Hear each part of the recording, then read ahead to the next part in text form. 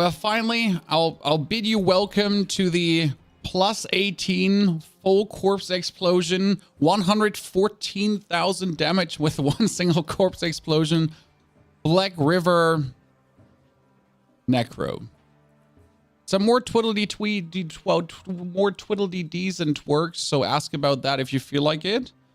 But we're pumping the Iron Barb elixir, and I am ready to start with a tier 8 to just test this. And if the tier 8 experiment goes well, we're probably just going to jump into the 11. I mean, we need to warm up a little bit because my hands are cold, my knees are weak, my arms spaghetti. Where can this be? Where can this go? Are your vampires good to go? Yes, Oren. We took double attention to that. It's going to be unusual for me to play without infinite bone storms, so I'll be having to see how that feels now. But I have the cooldown reduction to make it work. I just simply can't forget to actually use my Decrepify, because I've gotten very bad at using Decrepify, so that's something I gotta get used to again right now. I mean, that's my bone cooldown being straight up back already, so that was cool.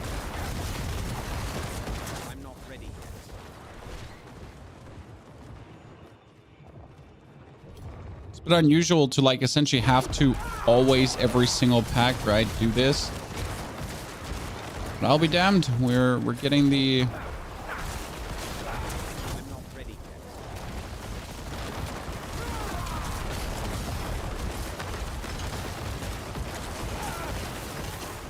damage is there, right?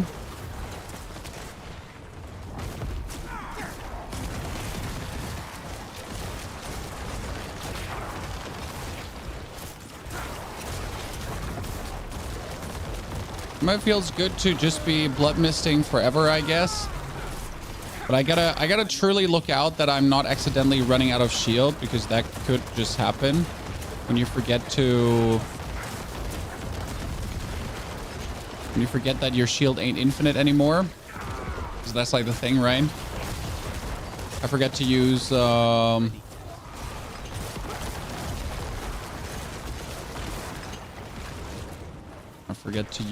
Decrepify. We talked about it, chat. Don't forget to use Decrepify.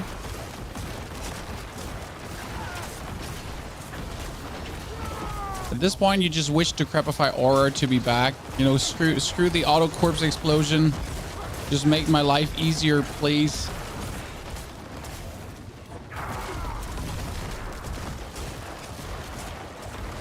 Everything just dies nicely. Timing goes through very well.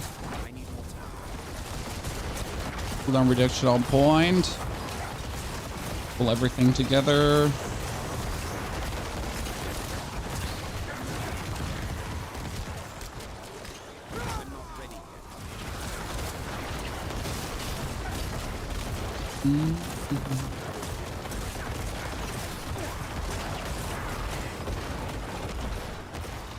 They're really nicely getting torn up. I've sacrificed on Talisman. Do I really need Banished Lords if I aren't on maximum? Wait. I have sacrifices on Talisman. What? Mark, you rephrase, please. Like, what? You went through faster than with the other build. That's interesting. I think we went through faster than the other build, Chan.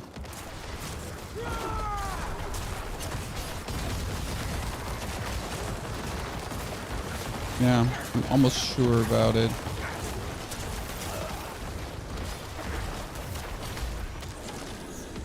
And let's get down to business. I'm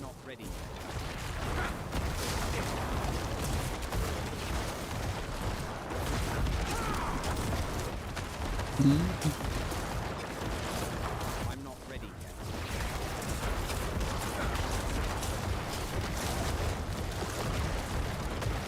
Dude. Oh. Almost didn't see the poison. Yeah, that was nasty. Oh, sorry for, by the way, having damage numbers on. That wasn't my intention. That was Oh, hi. What are you doing here?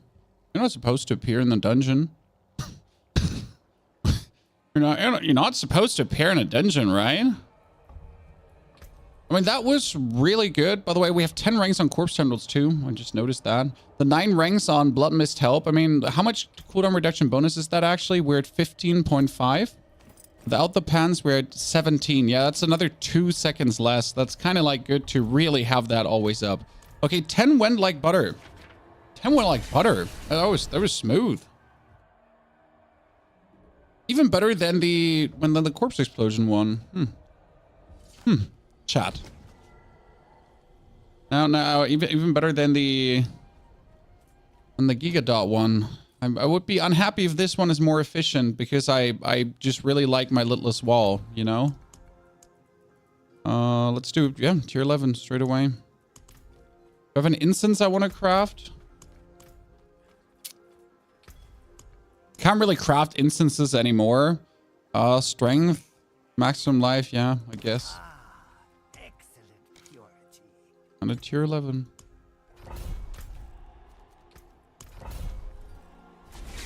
Anthony, sorry, inhabiting. You have 25% bonus sacrifice on my talisman. Do I need banish plus now if my resist isn't 70%, or I keep the old talisman I have 70? No, you still want banished lords, my friend. And if your resists aren't up, like you should be fully resistances out with the vampiric power alone. If you're not like with a basic 28 sacrifice, if you're not, then you generally need to work on your gear. So, but the bonus sacrifice bonus is definitely not worth it over the Banished Lord's Talisman. No, the Banished Lord's Talisman is just too good in itself already.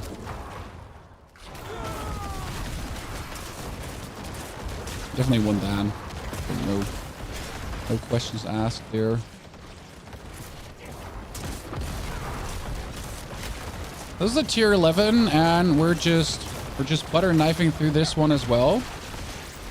In case you missed it, we made our Corpse Explosion do up to 22 million damage. I think 25 is the max with the new things we put on. This is bad here right now because I don't have the cooldown.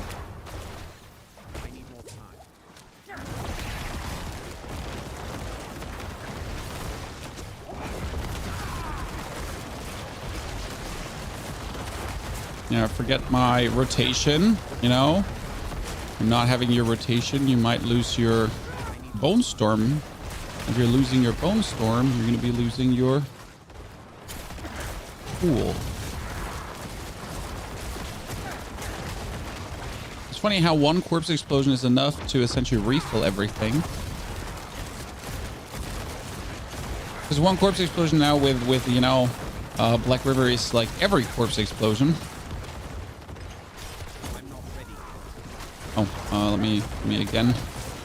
Cooldown reduction, roll in. Alright, Chad. I'm new to this.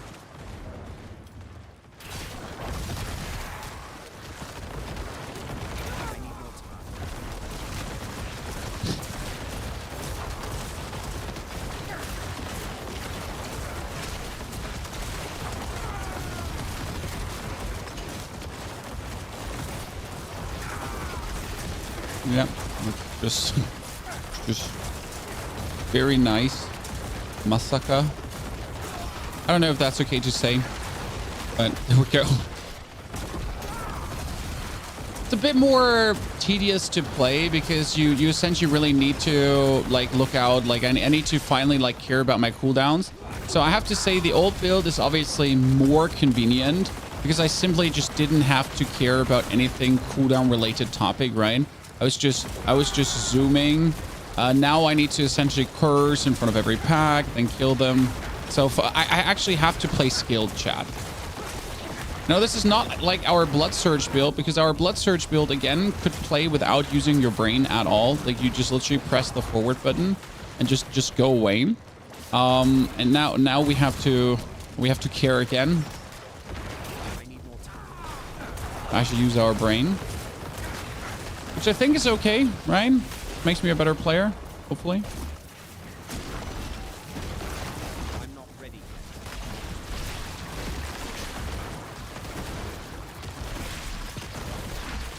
Oh. Just sad how inefficient Conduit Shrine is later on, huh? I'm not ready. I come out of this in a very unfortunate moment. There's a world where you essentially die because, you know, it was just the wrong moment. Without a barrier, without anything, without like bonus damage happening. Definitely saw that happening. Okay, we're just clearing this so efficient right now. I'm not ready yet.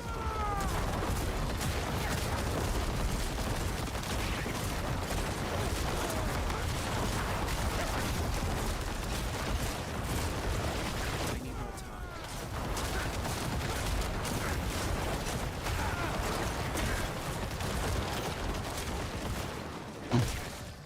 I need more time. Okay, that's a bunch of no opponents. No, me just hello, is there any opponents here actually?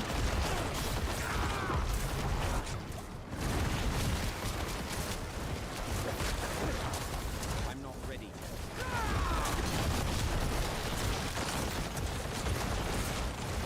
Technically, I should be looking for a shrine instead of like just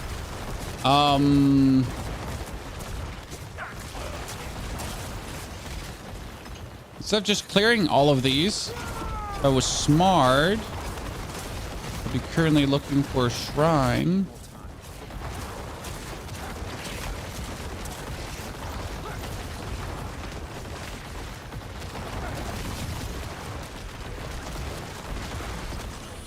Yep.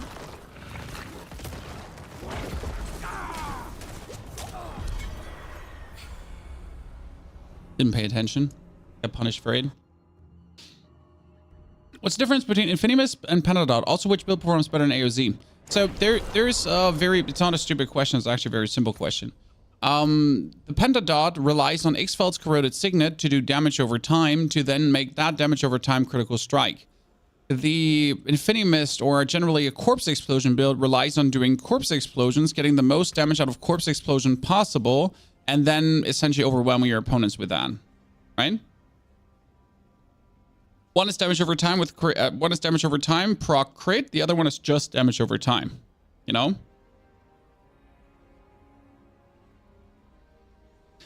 Thank you for the Bloodchurch build. It helped a lot. Also, what is better out of the rings? I have Sacrilegious and Mother's Embrace. Mother's Embrace is fantastic. You know, the Mother's Embrace. If you don't have the other ring, that's good. How did we die there so fast? Honestly, I think we just didn't do shadow damage yet. I should have just been straight away in the Blood Mist. So my mistake was not being in the Blood Mist straight away. I still try to get used to this build, but yeah, it helped. I can't even finish chapter 1 in the season because it's bugging out and disappears from the map. That's hurtful and weird and shouldn't happen for sure. Okay, the clear was really good. Simple 5 minutes and we're through. I think we can min-max this even more by just generally not caring about minions. So what we should do is just hurt him, Blood Mist through, pull everything together, drop a few, Blood Mist through again, get our cooldowns, and then we're already keep zooming, right? Get our next cooldown reduction, roll in, activate our Bone Storm again, get our next cooldown reduction. So I think this is like the play. Essentially just keep on keeping on and have like these elites just tag behind, because this is going to be allowing me to still clear everything rather efficient and create somewhat bigger packs of mobs that we can just exploit. Because you just don't want to spend your time nuking elites when you could also spend your time just getting ahead of the curve. You know? Because at the end of the day, what dies the easiest are the standard rebel mobs. We want to have them dead. But yeah, as I said, I'm still getting used to the playstyle of this build. We're still getting there.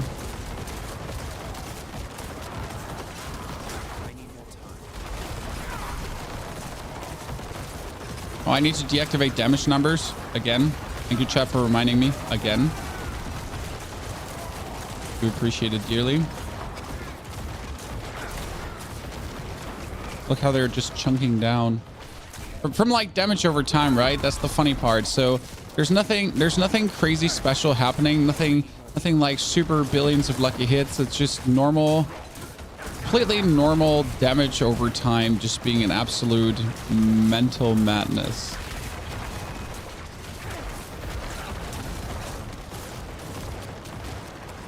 I need more time.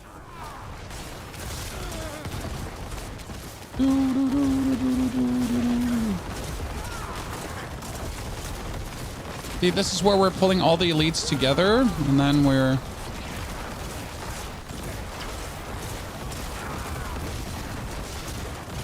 having them get absolutely melted. And yes, I'll turn the numbers off next run. I'm not ready yet. Sorry for missing it out on this one. Oh, that was me dashing into a...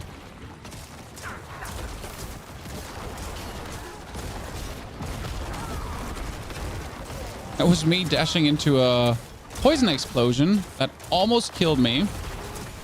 It was just an almost, though. I need more time.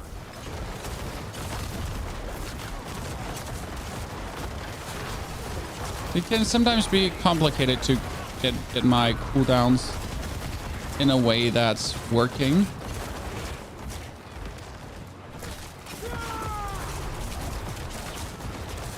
Now we're pulling these elites with us, as you can see.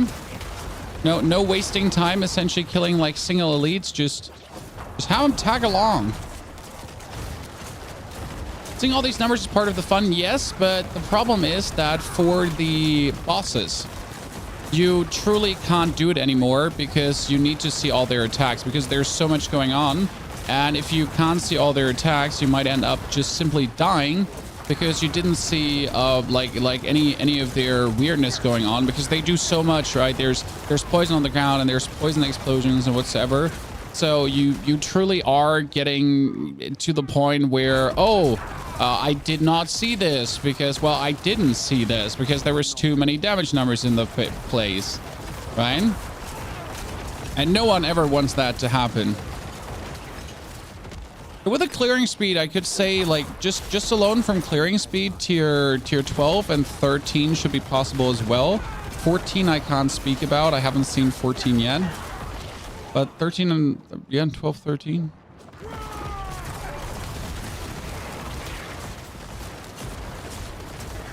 That's a lethal shrine. That is actually useless for me, sadly. I mean, not useless. More damage is more damage. It's just for this build. I don't need a lethal shrine.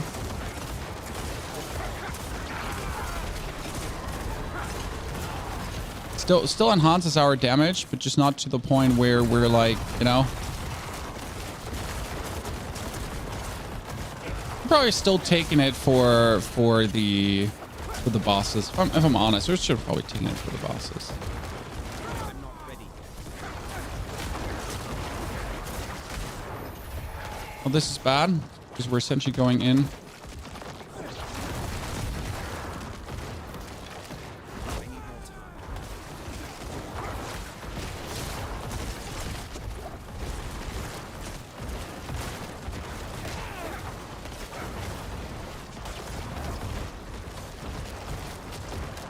I need more time.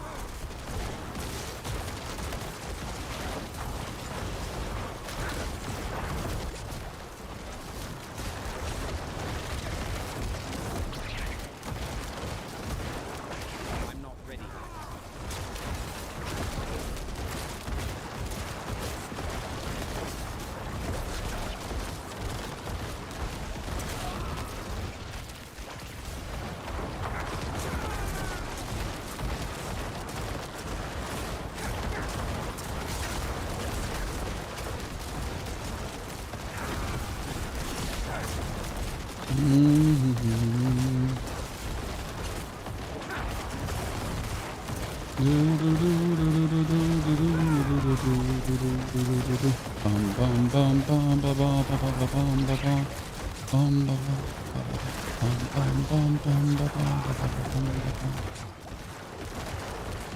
I need more time.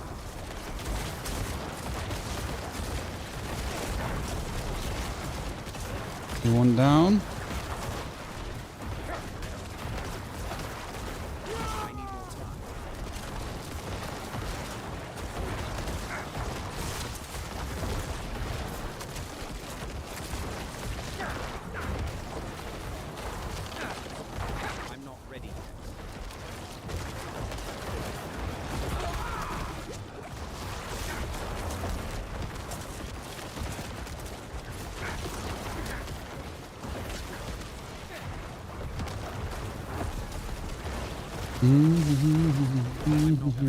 No! Oh, that was so good. So we get this, you know? We get this. I mean, that was perfection. Impossible in case of Vampiric Affix. Actually not Sniper because, like, due to the way how this build plays, you can actually do a Vampiric Affix only if you actually pay attention to that, you know?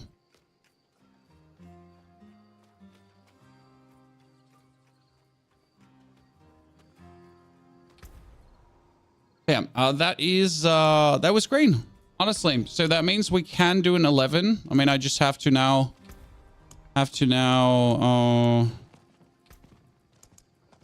are these more? I mean, these was already like hard affixes, right? And we still stood our ground there. We didn't die. Our damage production was really nice. But it's a lot of like, you know, minimal timing to not get killed there. I know, Littlest, because we're trying a new thing. Are you still running X-Files? No, we're not running X-Files anymore. Are we supposed to keep up with these tiers? Actually, the Glyph only gives DPS. They're fixing this. So right now, we are doing ourselves no favor by playing the hardest version of this. They already said there is a patch coming before the weekend. So, I mean, that means tomorrow, potentially tomorrow or tonight, but I don't think it's going to be tonight. That'd be too fast. So they're already planning to balance things out for all the people that are complaining that we're complaining, but no one is complaining. We just want the thing to be working. So yeah, I guess I'm not sure what they're going to be patching, what they're going to be changing, but there is going to be changes happening. Deserved changes, hopefully, because yes, the Avatar of Zero is not in a good state as it is right now, but we don't want to roll up Y again, you know. I just want to focus on doing this because I think I should be reasonably able to crack the 11 today. So that's my goal, obviously. But we're going to run our phase against this right now. My Glyph is leveled up enough. My damage, I think we're doing more than enough damage. That was just a nice little damage curve against them, right? They get whittled down nicely. I just got to look for my cooldowns, right? When do I cool down? When do I actually use a Blight? Because you notice how we were there a couple of times in a pickle where I couldn't like really use Blight because we're waiting for that moment where I had to run under the umbrella. But then when I Blight, obviously I can get hit by the effects of things. Oh god, I didn't turn off the damage numbers, huh? Let's see if I can do it mid. Oh. Insane chat. This is the level of gameplay you'll never achieve, chat. I'm not ready.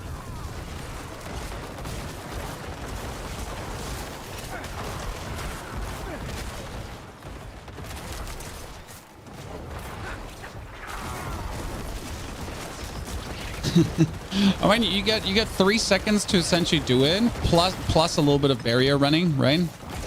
3 seconds plus barrier. I'm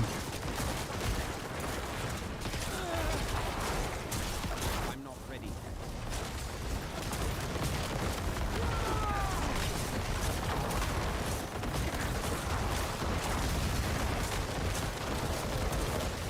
I need more time.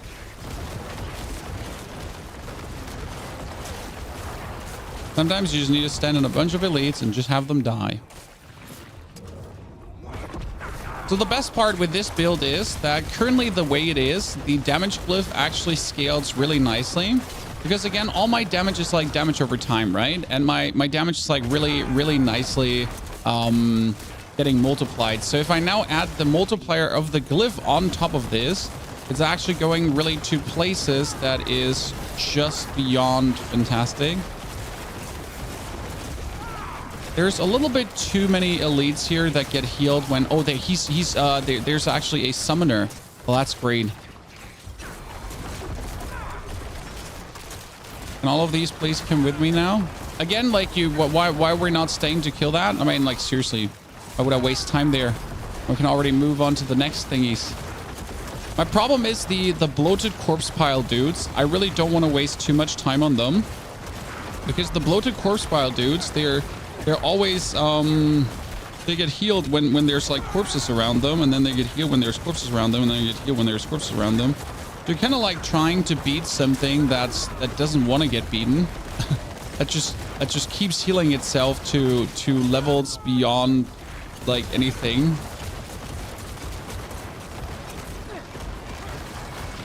One thing that's boring about this build, and we'll say it, it's just damage over time, right? So it's nothing fancy, right? It's no cool, you know. But it's just everything just dies. Oh, I should have kept that protection shrine for the bosses.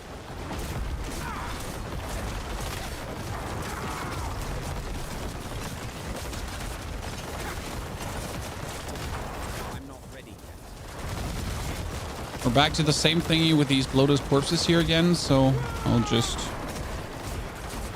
I'll kill you. The rest can live. The rest can live to see another day.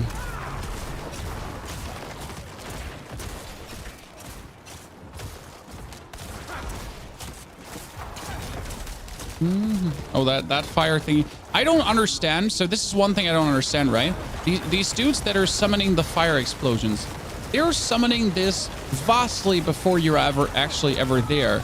So worst case scenario, you could already walk into one of these just exploding, right?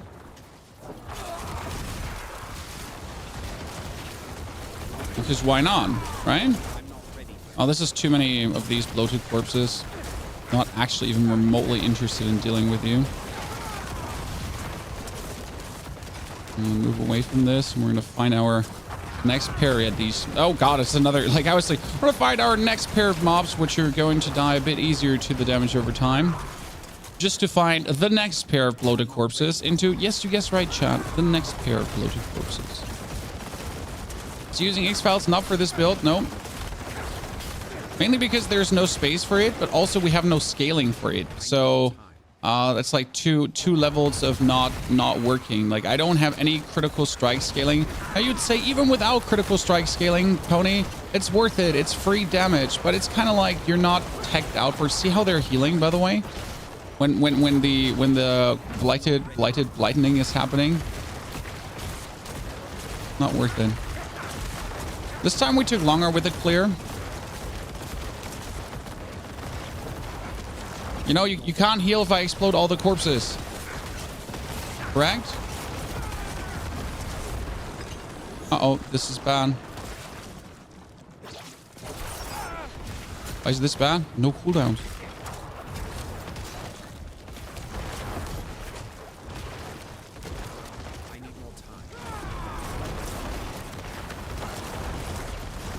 There's a Vampiric happening, and it's a rogue. Now to the true test of this build, chat.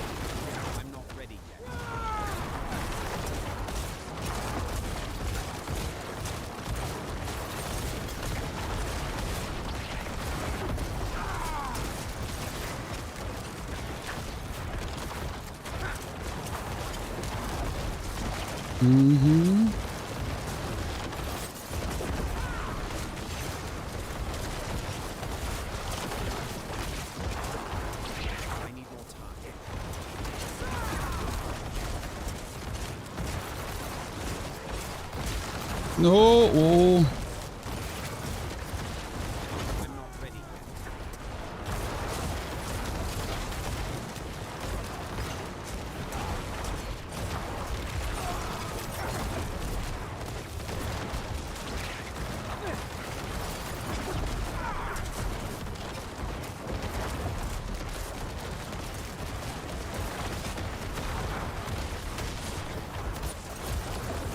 Shit, gotta look out that he doesn't hit me when we're Vampiric.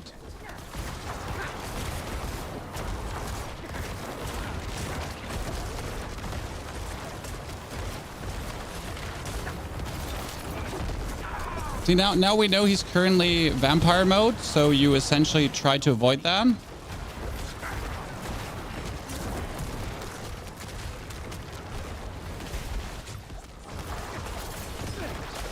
not ready yet.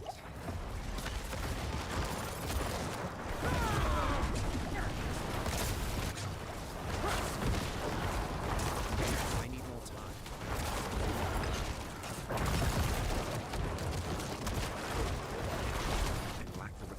No, he's vampire moded. Ah! I need more time.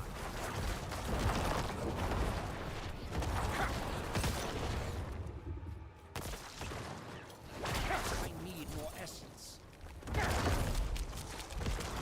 I was too slow going through the dungeon, but here, as long as we're avoiding the whole Vampiric shebang thingy, we get the damage to get it done. I need more time. So the whole thing against these Vampiric dudes is obviously to just be able to just go out there. Okay, yeah, easy. That's actually just working good.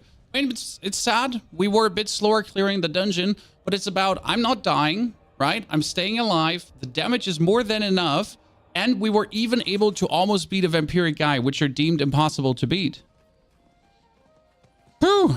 We're getting there. I like it. So right now it's just a matter of getting the right sigil and not even like, can we do it? It's more like we can do it for sure. I like it. Sitting with Hoda. Well, I'm not a Barbarian fan, so I'm happy for everyone that likes to play Barbarian and is having, like, you know, the time to push higher, but I'm just trying to push higher myself. When running a corpse build like this, I switch a Black River to a 1 for bosses helps a lot. I'm thinking about it as well because you do not have the corpses. Well, how do I put this now? You do not have the corpses when only 1 is left. So maybe with 1 left, it might be worth it to swap away and take a 1 that could help you with a single dude. Not sure what aspect I would be putting on, to be honest, because there's not many more offensive aspects I could actually take. I have all the offensive aspects, so there's not much more damage to weasel out.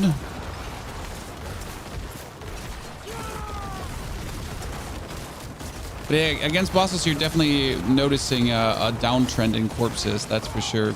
I mean, that's where technically you could be playing Reap to get a bit more out of that.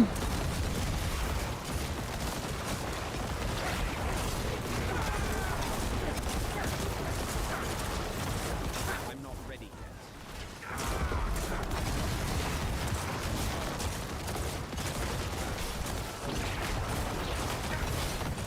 On the other hand, what I should be playing is more ranks in freaking...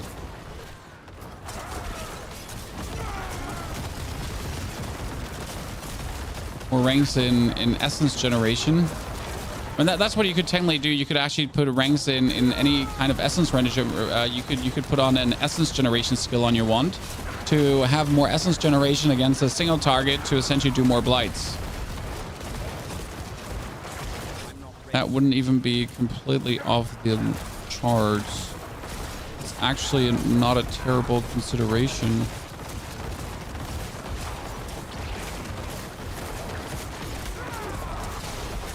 Yeah. I'm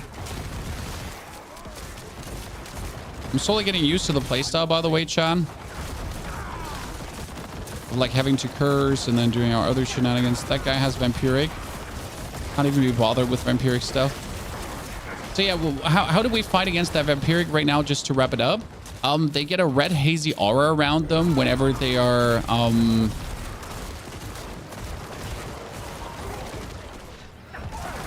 whenever they're going Vampiric mode, and it lasts for, I think I would say 4 seconds, right? And in that time, you'll just have to make yourself scarce. Scarce? I don't even know how to pronounce it. And then dish back in as soon as that's over. It has actually worked very well as a strategy, but it still makes it complicated. but at least you have a chance as a Necro to beat them. Not that you're like, there he is, we're done, we can't do squan, right? So I guess that's like a good thing, at least. Trying to find something good in all the bad. You switch to Doombringer on the list build? Yeah, I wish I had a Doombringer to try out. I sadly don't, but I think Doombringer could be very good. But I would probably play Doombringer. Yeah, that's the thing. Like, Doombringer also wants to upgrade. That's a lethal shrine, but we're not even remotely close to the bosses yet.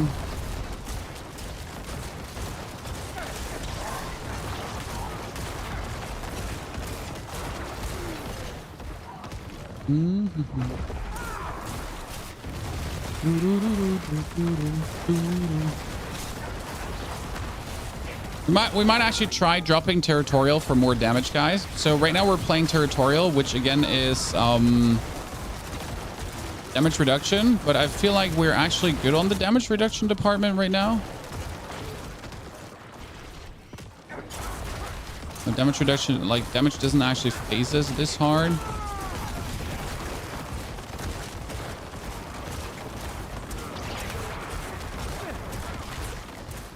Feeling good about it.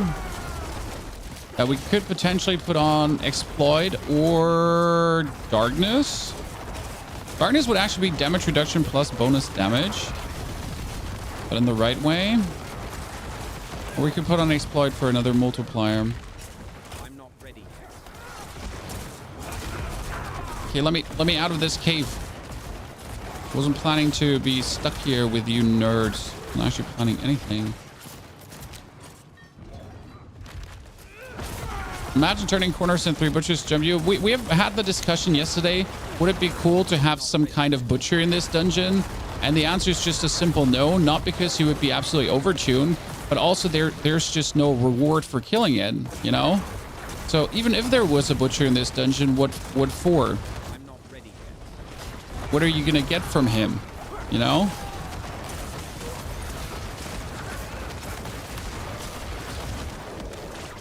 Jump away from all these corpses.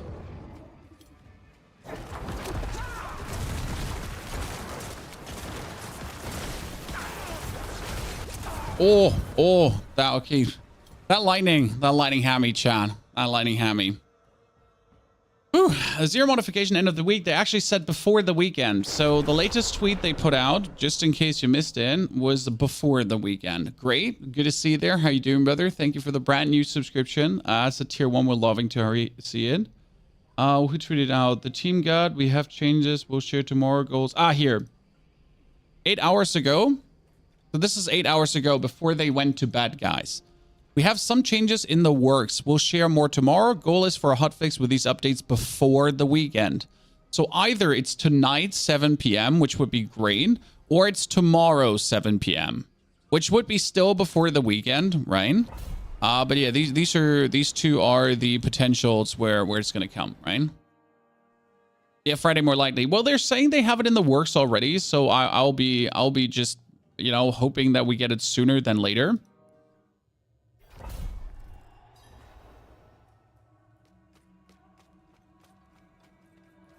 But hey, I'll take it all. By the way, if you wonder why are we just running our head against 11, because I think this is just 11 ready.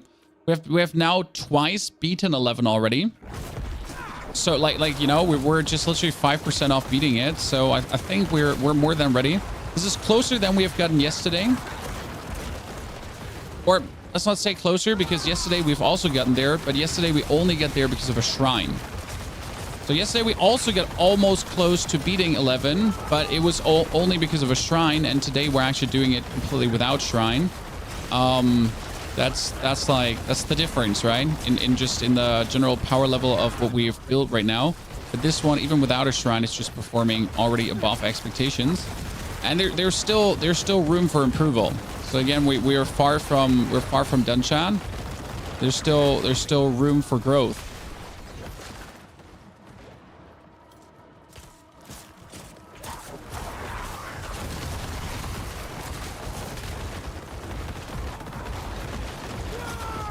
Just had me very happy.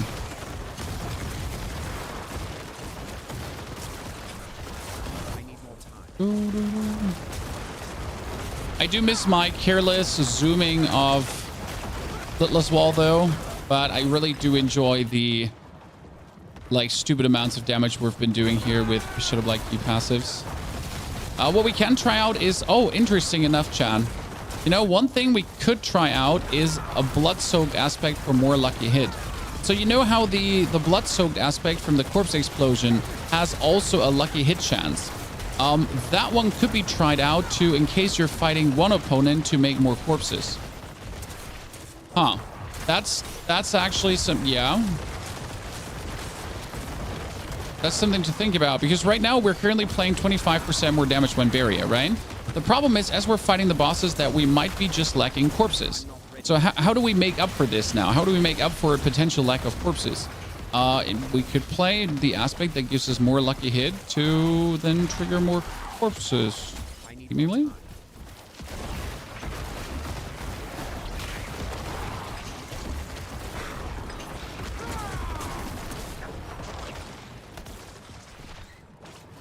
To work, Nazen Edge. Thank you for the 2nd month of support. It's good to see you back there.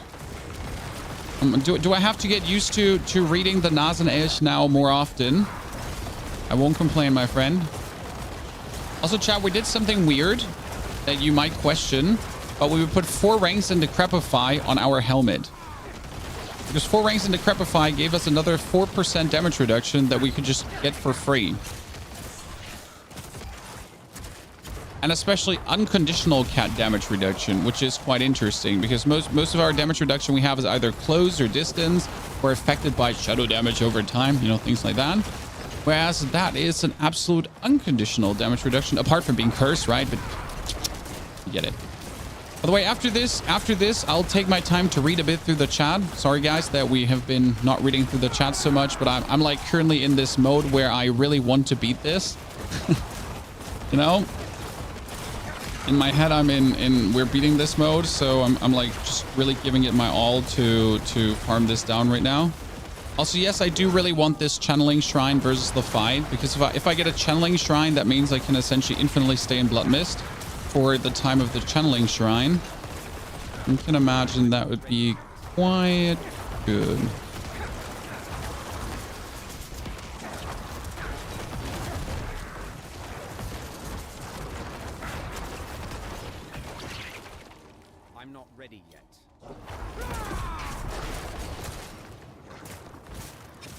Oh, that's a protection shrine and stuff.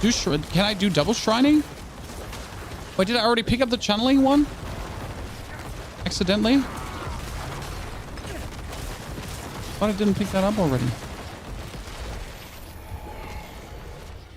I did pick it up already.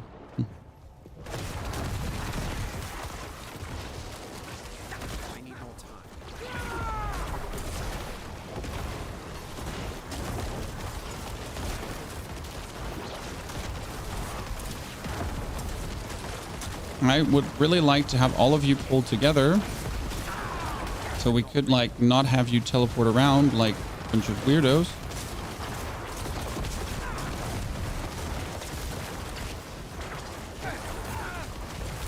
Would be quite nice.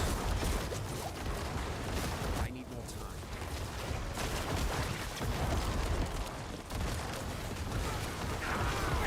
Yeah, right now I'm just seeing more and more the use of blood-soaked aspect, because they would be just, it's just another it's just another trail of shadow that's going on. Okay, 1 sorcerer and 2 teleporters teleporting out of the middle. This feels horrible. I do Nightmare 100s with Bone Spear Necro with ease. Can't do even tier 1 of AOZ as bosses were suppressed, so I considered to switch to Blood Surge. We have the Blood Surge build up. It will definitely perform better than Bone, that's for sure. How does your mist refresh so quickly? The mist is on 5 seconds. Then we have Decrepify with lucky hit cooldown reduction. Plus, we're playing Explosive Mist for even more cooldown reduction. So Explosive Mist is 1.5 seconds on 15 seconds. Then every second for Decrepify when we lucky hit. And as there are so many enemies that we're actually lucky hitting, that works really well. So let me go for the Blood Soak now. That would give us another source of Desecrated Ground shebang, but I think that could lead to the lucky hits I'm looking for. Because right now it's really... we could have put Blood Soaked also on the weapon if we're fighting the bosses then. Best of both worlds, as we said. Maybe for the bosses, swap away the Black River, as we said. Yeah, you're right about that. Where's my damage over time one? This is damage over time, core skill damage, damage over time, vulnerable damage. Yeah, we're going to take this one right now.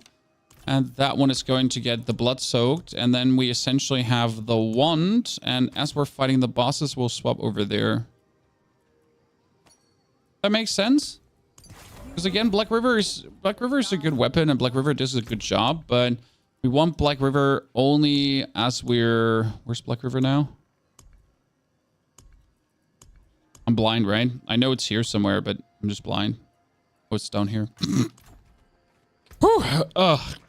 Schwierig, as we say in Germany. Schwierig. So, hi Tipsy, good to see you there. Cheers. Wonderful. Good morning. If you want to ask anything right now, it's your chance.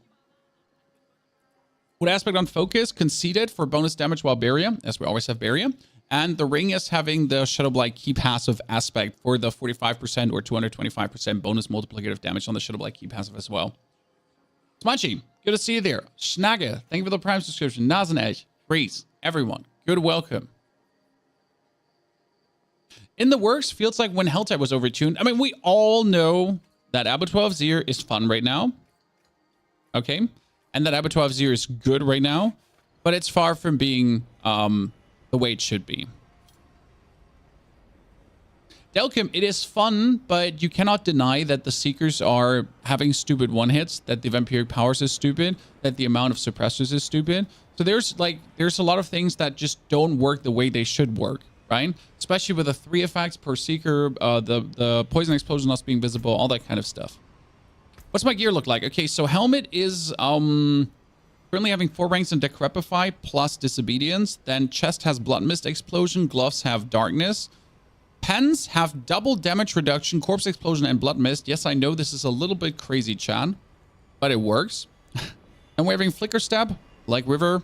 We have the Shadowblight Key passive here with Corpse Skills and Gloom passive, plus the ring also with Corpse Skills, because right now we actually do have plus 18 in Corpse Skills on Corpse Explosion.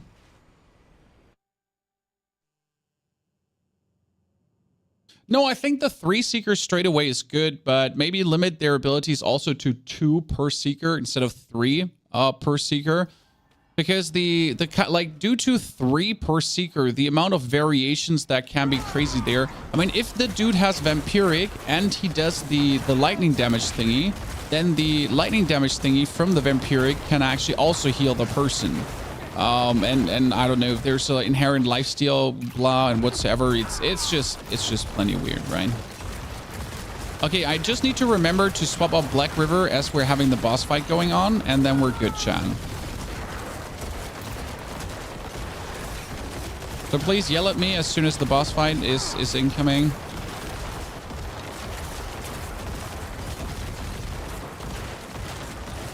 God, they get so destroyed.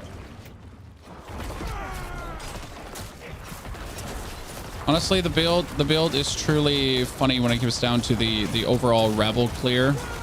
How much it works. Look at the cooldown reduction, like everyone just dying.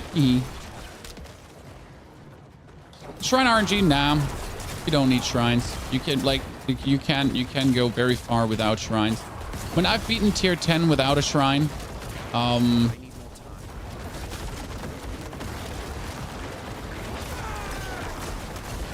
obviously, if your opponents have like some of the most impossible things happening, right, then you work down to Shrine RNG, right?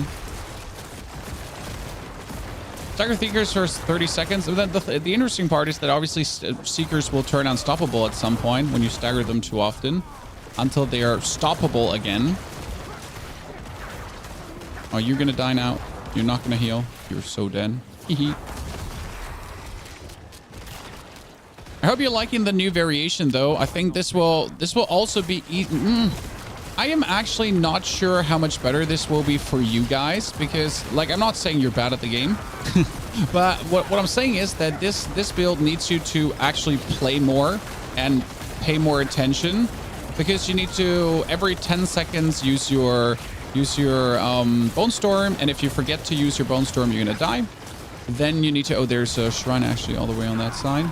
then you need to like always think about like getting your cooldowns ready. So if you actually miss on decrepifying, then that's also going to be bad. That's kind of like where I'm saying this is kind of like, yeah, this is the more efficient build, but it's also the way more effort build that you have to put into. Like you do more, but you also have to do more to do more. Right? Also have to do more to do more. Perfect sense. Are you going to do a Bone Spear build for AOZ? Yes. So I told myself that it would be stupid to not make a build for everything. So I just posted the blood build today in case you missed it, guys. The blood build has tops cleared tier 8 yet. So just for you to be aware of, that is where the blood build capped out. But I think a lot of you would be happy clearing a tier 8. So I think that's fine. The same kind of goes for Bone Spear. I'm going to be trying to make Bone Spear work. And it's probably going to end up also that Bone Spear is going to have a problem going to a certain distance. But you know what? Even if you can only clear up to tier 5, giving you a build that can clear up to tier 5 is also not a bad thing, right? I mean, some of you would be more than happy with tier 5 clear. So, but before I do the Bone Spear, I'm essentially going to wait for the balance because maybe the update is going to make Bone Spear more viable. Because right now we know Bone Spear struggles a little bit, but maybe if they drop a patch on it, Bone Spear will be better, and that's where I'm actually going to be waiting for it to have like a better timing. By the way, shout out guys to YouTube again. We have another 200 viewers plus going on. This is actually kind of cool to see. So the last 3 days have seen like viewer records on YouTube beyond belief, left, right, and center. That has me truly happy. Because you never know, like you always think it's possible, right? Like sure I can get that many viewers on YouTube. Maybe not every day, right? But hey, even getting once like almost 1,000 viewers on YouTube is already an indicator for, with the right game, with the right thumbnail, at the right time, things are possible, right?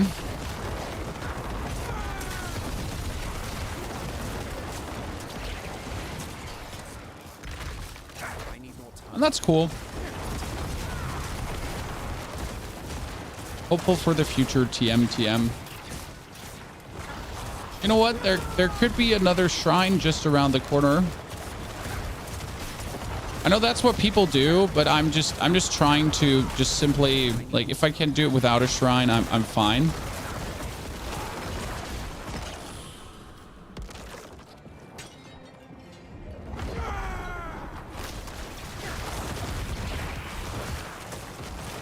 Okay, couple poison enchanted. I forget to swap my weapon. Give me a second.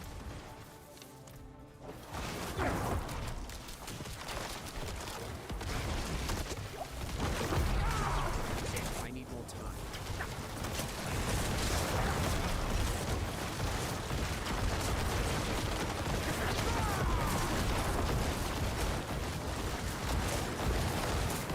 Honestly, the blood-soaked gives me so much more lucky hit right now. I mean, look at my freaking blood mist just be always up. That lucky hit on the blood-soaked is just very nasty. I'm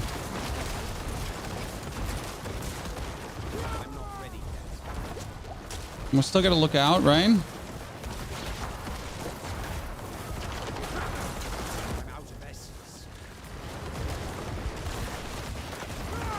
I need more time.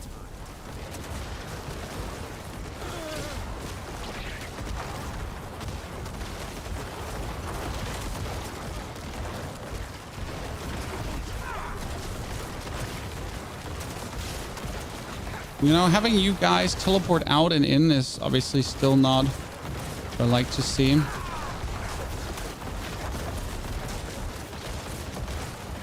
So it's working, but I'm not sure how much damage we're losing for not running Black River, essentially, you know?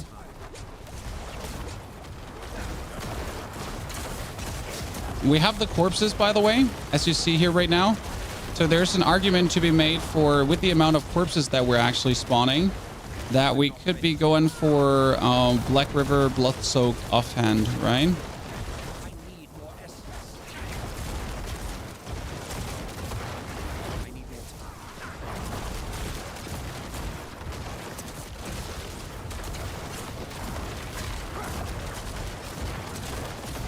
Mm-hmm.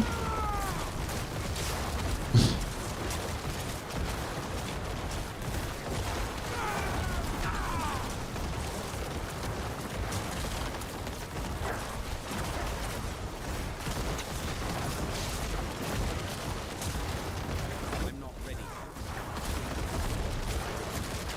Yeah, the best results we have when all three of them are standing together, right? And we can essentially just hit them all.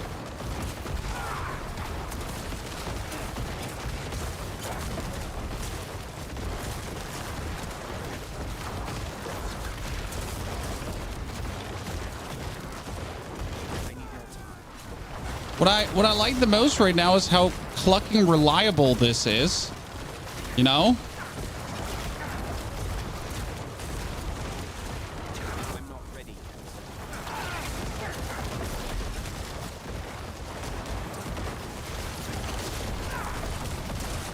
I mean, even standing like in all their shebang going on, right?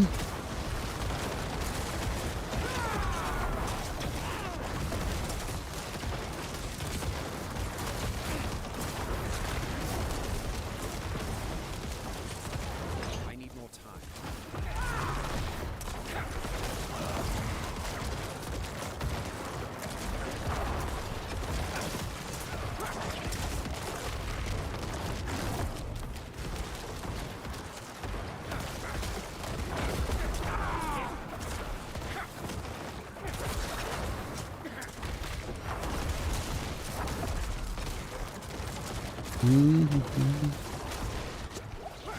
Oh,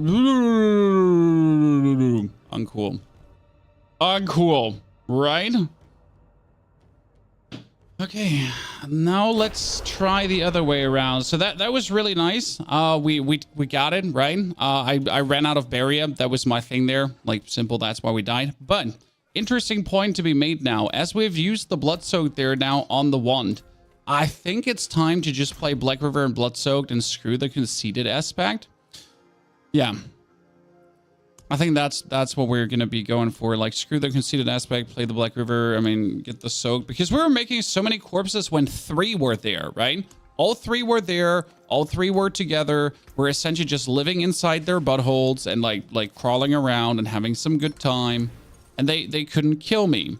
But with the amount of corpses that you just saw there in the ground, we should be able to just do so much more damage. So that's going to be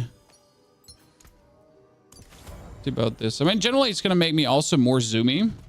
Almost there. I mean, we're so close, guys. We're so close to beating 11. And the thing is, 11 and 12 are relatively close together. So if we now get 11 beaten with this build, we're fire. And we have to say this. I hate to say this, but the build is definitely more efficient than our other one. So our Gigadot build got up to 11, and I think I could have beaten 11 with it as well. But not without leveling up the rune. I mean, the fun part is we're now streaming today for how many hours, Chad? Streaming today so far for... Oops, I forgot to activate this. I cannot do that here. For 3 hours, and we haven't gotten like a single Glyph XP too. So that's fun, right?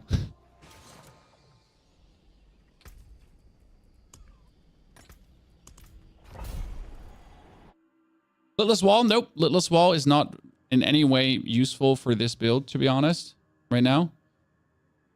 So we're saying no to Litless Wall currently.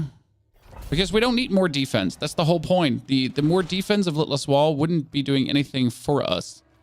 We're better off not running it.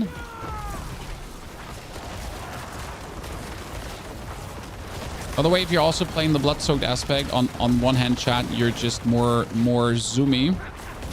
So a lot of people always like to complain that Necro is very inagile. Well, that's what the Blood-Soaked aspect helps with. It makes you meow.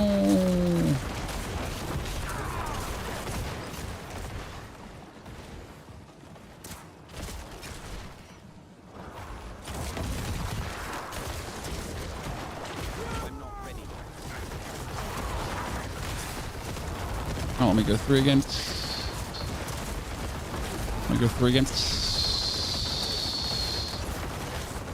many corpses.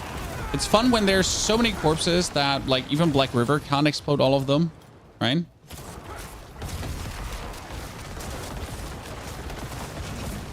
I'm not ready yet.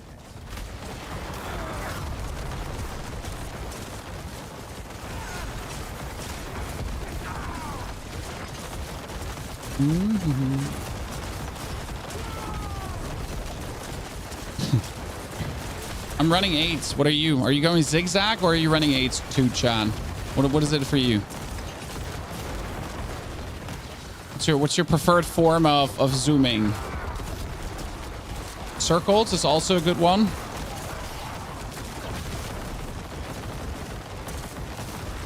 I'm not ready yet. Go for the smiley.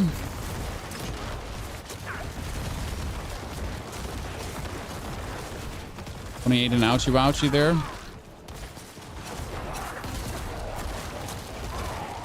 Serpentine, always serpentine. I'm not ready yet. And for the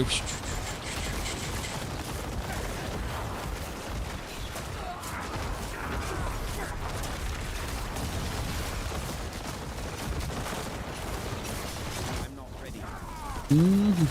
gotta take the guy out that's giving them the damage reduction buff. This is my favorite part here, when you have all of this gathered up together, right? And we're just like, yep, it's nice. It's nice you're all gathered up here together. We do appreciate it dearly. Oh, that was a lot of poison explosion that I could have died to. When I say a lot of Jesus Christ. What the fuck? Could you stop poison explosioning? Like, for the love of God? For like 2 seconds, maybe?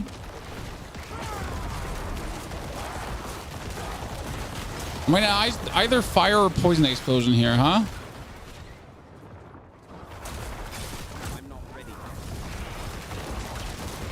What's the highest known tier? What class? I think Rob is sitting around tier 20 right now. I don't know with what. With Sorg and Barb, if I'm not mistaken. But there's currently also a bug with Sorcerer where Sorcerer can, I think, summon Hydras and have the Hydras die. And when the Hydras die, they actually count as progress for the minions dying thingy. And with that, you can essentially position yourself around a shrine that you like, or 2 shrines you like. And then you kind of summon everything like over and over and over again. And then you jump on a shrine and then you're like, surprise! I didn't see this coming. So yeah, that's at least what I heard. I don't know. I mean, it's funny that a bug like this exists.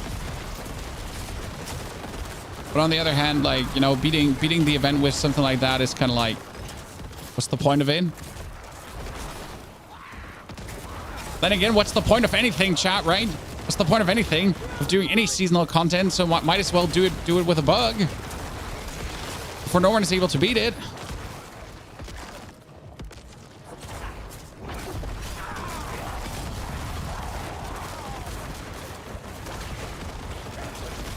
Are you King Konger's brother? I don't know that person, so I say no, I guess. I need more time. Okay, so now we put away the 25% bonus damage, guys. But even though we put away the 25% bonus damage, from a clearing speed overall, it's kind of like the same. So that's good.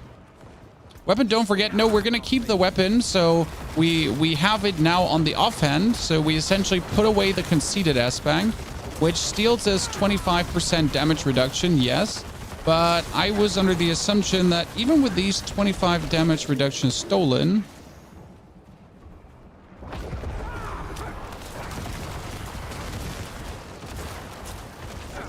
I need more time.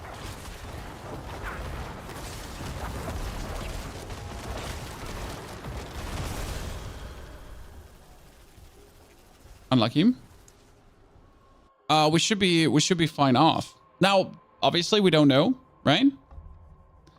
We don't know. So we're currently just Hoping to not get destroyed by random things there. I don't actually know what I died to, if I'm honest with you.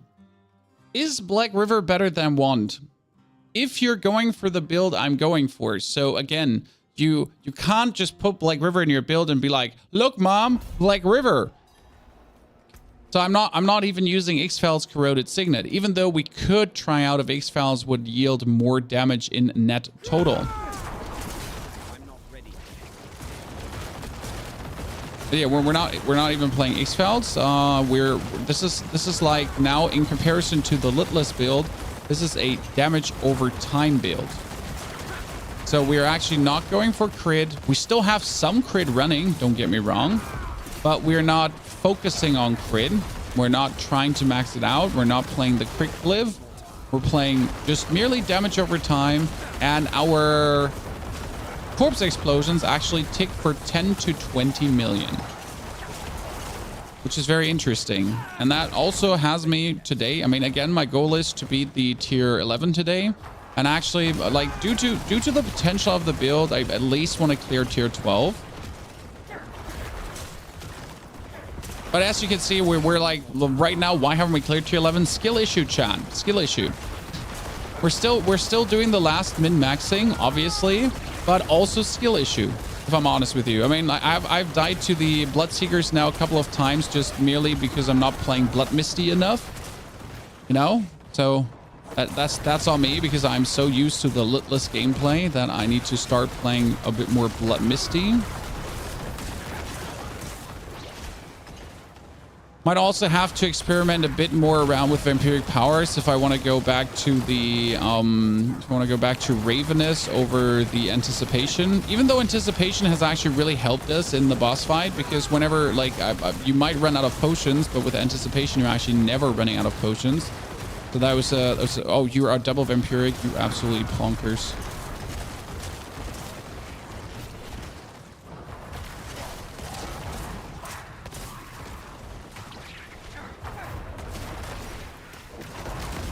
So now I don't have my cooldown for my cool little shield, but we're still able to essentially exist, right?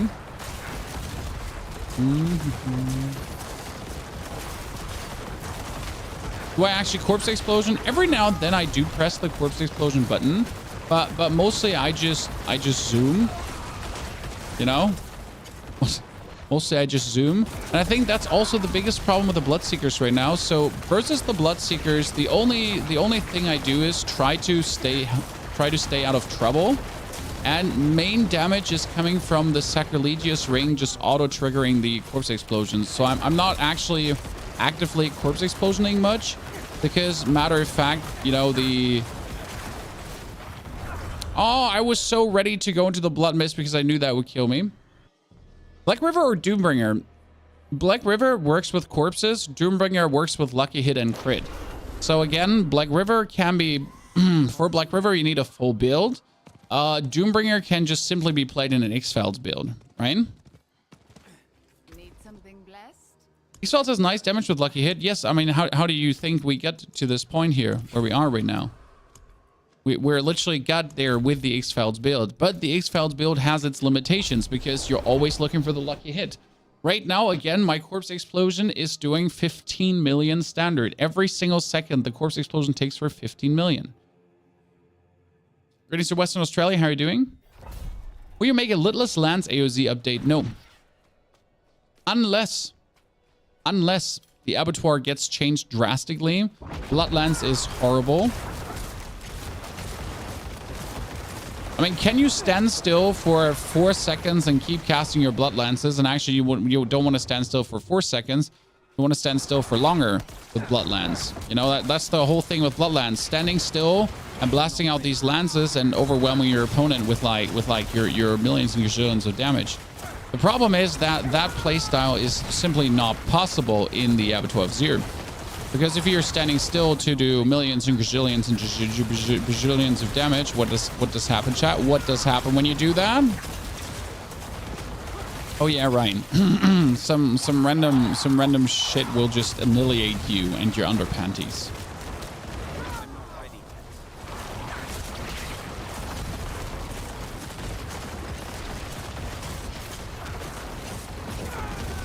So we don't really want that. Hey, come on, skill issue. Stop keeping me away from this.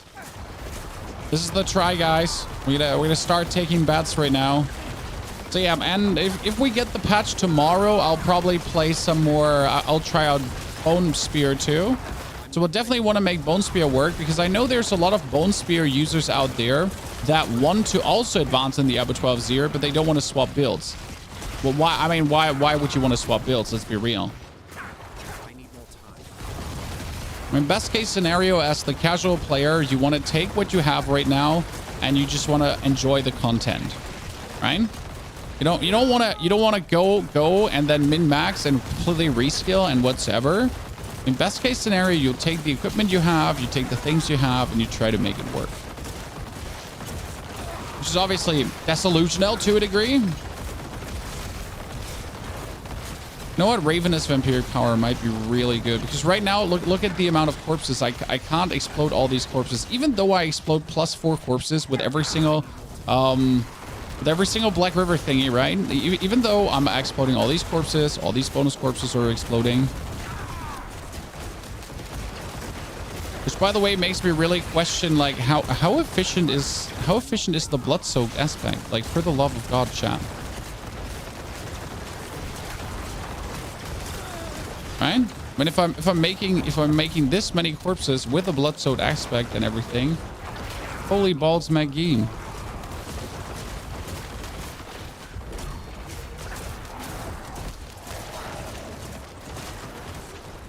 Are we still salty about that Diablo 12 from just a second ago, chat, where we lost against the dude to some very weird super frost banger wanger from the sorcerer? Yep, we're still salty about that. I mean, why wouldn't we? I'm not ready yet. What was that first shrine here? Ooh. I don't see where I died there, but then again, my own fault for just jumping in without blood mist ready.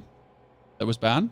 Is there a quick way to get sigil powder? There is a quick way to get sigil powder, and I'll show you this, but I don't want you to do this, okay?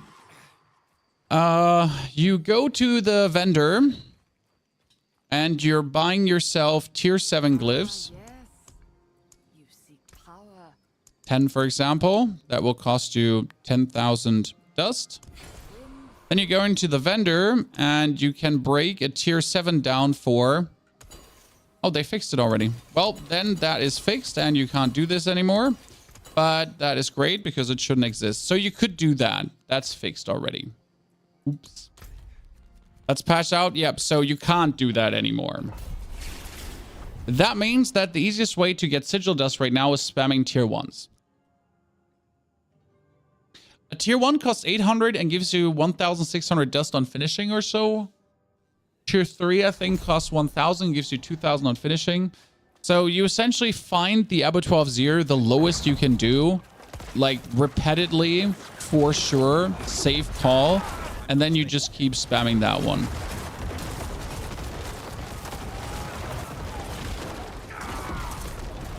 No, that sounds like an absolute boring way to get sigil dust. That's the only way how to get sigil dust, to be honest. On a reliable way.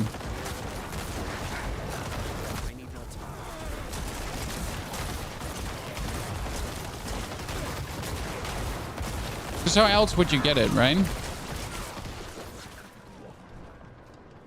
I need more time. How much does salvaging a nightmare sigil give you? If you salvage a tier 100 sigil, you get 130. The problem is, if you're farming tier 100s, you always get a sigil at the end, right? From every tier 100, there drops a sigil at the end.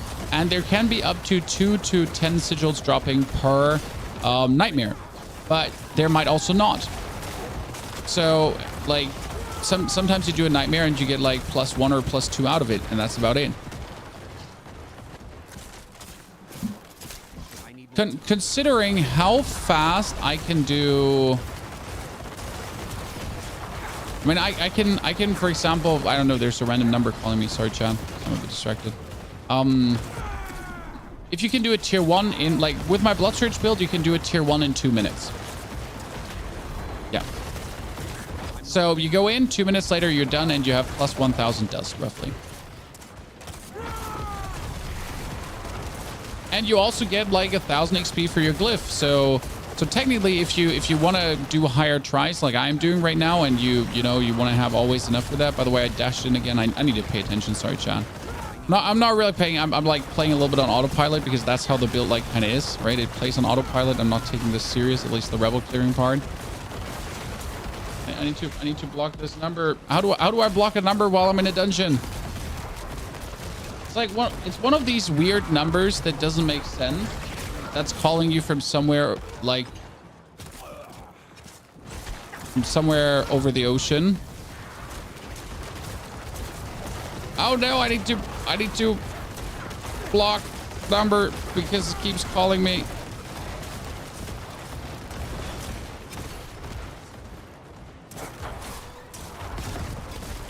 This is the Prince of Dubai. Yeah, it's my Nigerian friend who he has often bank account issues.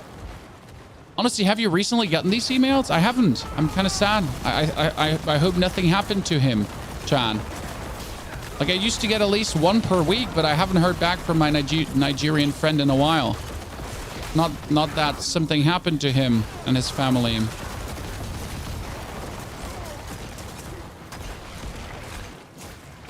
Maybe the problems he was talking about were real.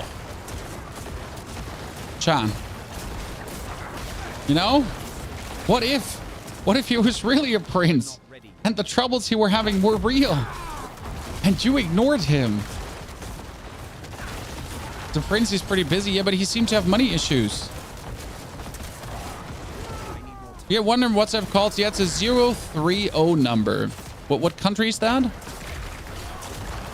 0030. I'm not so good with country codes, so I don't know. I know +49 is Germany, obviously, but isn't 030, isn't that another UK? Am I getting a package from the UK?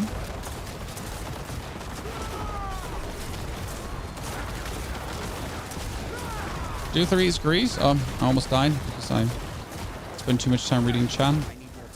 Less time clapping cheeks, more time reading Chan.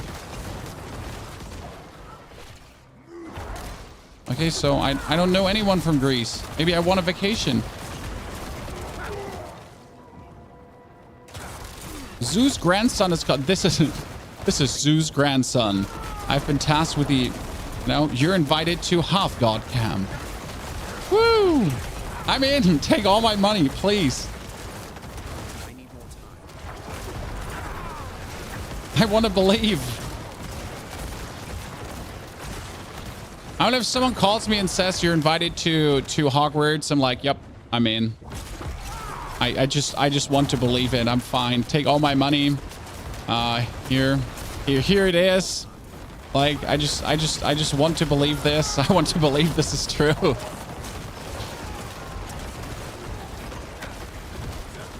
I'll accept any downside that comes with it. Any punishment.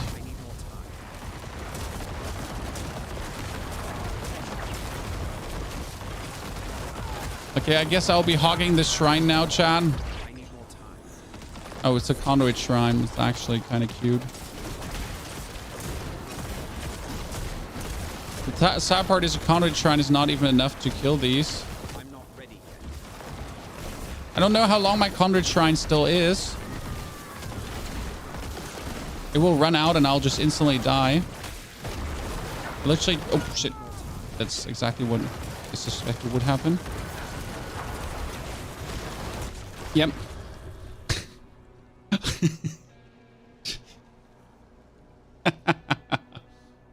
I was like, this is definitely what happened. Is it 030 Berlin? No, it's 0.39. Let's see. Is this number known in the internet?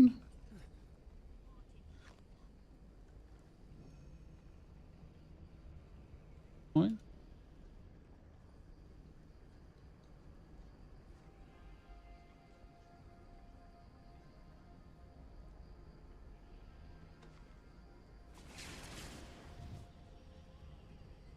No?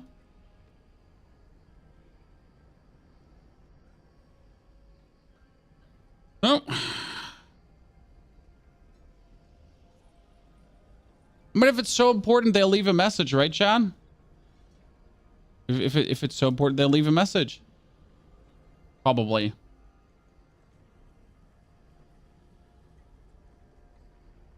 Would be surprised if they wouldn't. Okay, that's on me, Chad. Like I should have at some point, like, just backed out and then reset my cooldowns and everything, right? That's on me. Yeah, if they really needed you, they'd text. Exactly. That's like, you know, if someone calls me 4 times and I'm not picking up and I'm not getting an email afterwards, an SMS, no one spoke a single sentence on my mailbox, then it couldn't have not been that important, you know? I'm not ready. I am sorry, but then it was probably not that important. By the way, you know what, Chad? I think we should take out the Shadowblight key passive aspect, and we should replace it through conceited. Because right now I'm actually playing the Shadowblight key passive aspect to push the Shadowblight key passive even for more damage, right? But technically my main damage is corpse explosions, so probably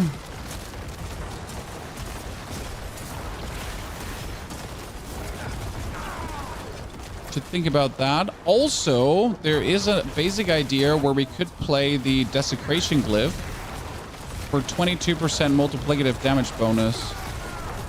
I think these are the two, like, after this, we're going to try that out for even more damage and even more shebang. I think that could be working out very well. I mean, the Shadowblight key passive thing is interesting, but the problem with the Shadowblight key passive thing is that, again, it's only working for the Shadowblight key passive. Whereas the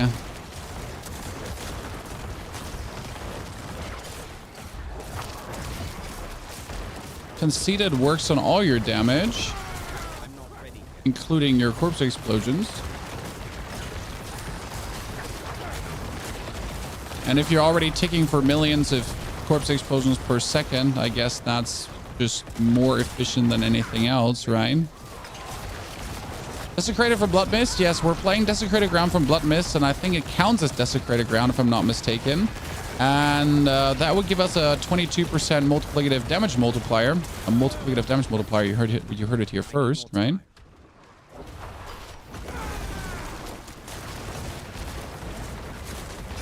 Those multiplicative damage multipliers do be nasty.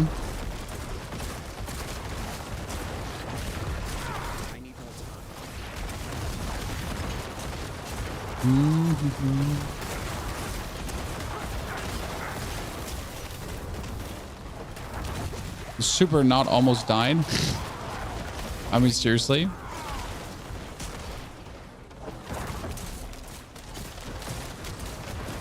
Would the Desecration Glyph be good with this build? That's what we just said. Orin, brother. That's what we just said.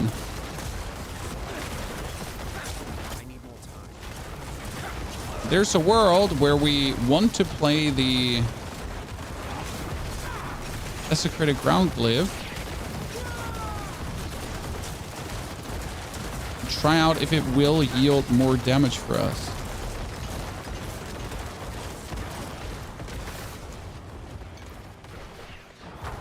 I'm not ready. Whee!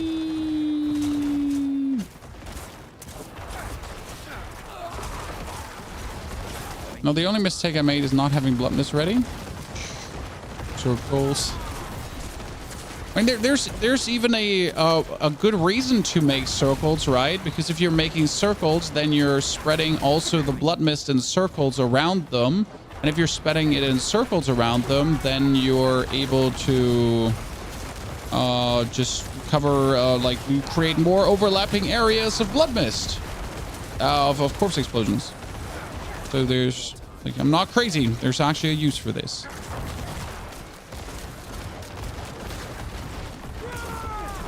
Concentric circles, like a gigantic mandala. I'm not ready.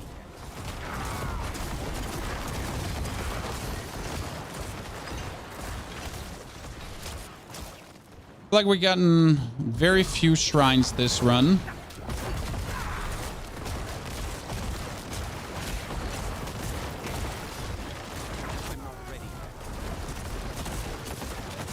Anyone else feel that way? And on we go. Zuma booma. Meow. That's the only good thing about playing the blood-soaked aspect, if I'm honest with you. So right now we have had how many tries now? 3 tries that were like literally like one hit off finishing. So that's great. That means we're just like getting a good combination of things away from essentially finishing. I mean, alone that we can just beat these guys here too without even giving a single damn is quite nice, right? Oh, that's bad.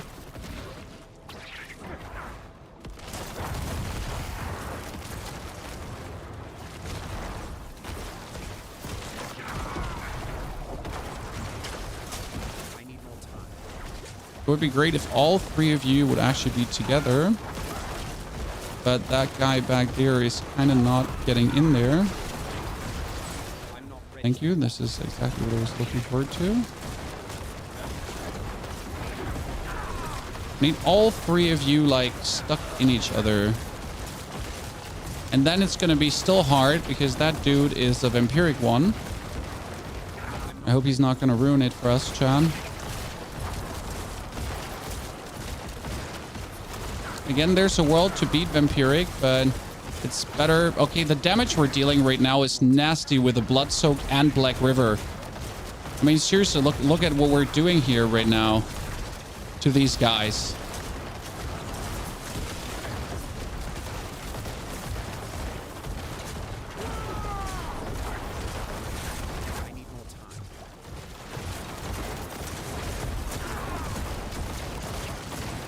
Yep, then.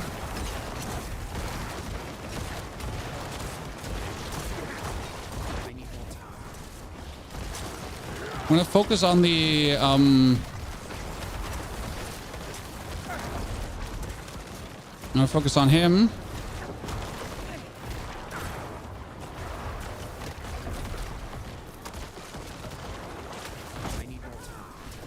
This could be bad now because we are out of cooldowns currently, caused by the coming together of unfortunate circumstances. No! Oh god, I saw the poison explosion. I dashed into it. Ah, skill issue. Skill issue. Skill issue.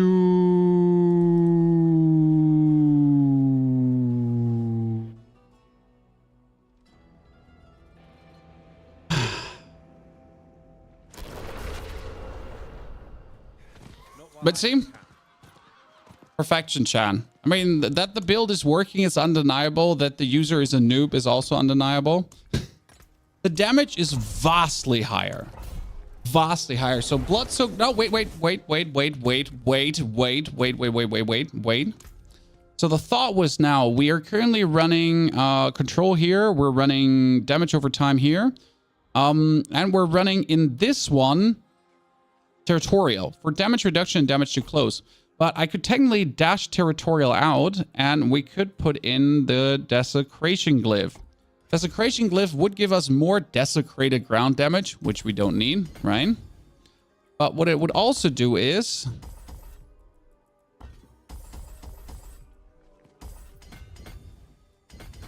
it would give us 22% or 15% multiplicative damage with desecrated ground.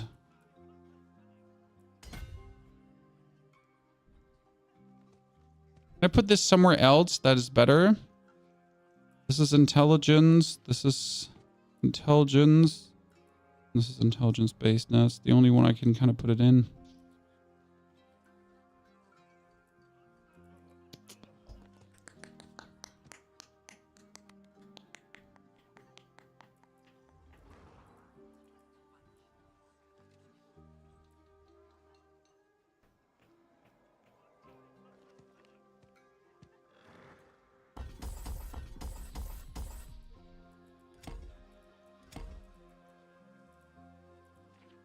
No, I just need it activated. No. Screw it, Chad. Let's just try it inactivated. Not overdo it. This is activated. This is fine. That's another 15% multiplicative damage, right? Because the Desecrated Ground itself, the plus damage is not so good on Blood Mist because Blood Mist doesn't do anything, right? Do we have a build for this yet, Hax? We kind of made it on Twitch this very morning, but we're currently min-maxing it. As you see, we don't have a build for this yet because I got inspired to change some things out. I checked some other videos. I checked some other creators, some other Necros pushing the abattoir. And I was like, okay, you know, I saw some interesting things that I tried to incorporate in my own versions of the build. And now we're left with this. And I'm not sure, like, you know, there's still room for improvement always. So now for whenever something is standing like in our biz, right, that's just flat 15% damage multiplicative bonus. So if we're already doing millions, and then we do some more millions. Okay, how is this one so drawn out?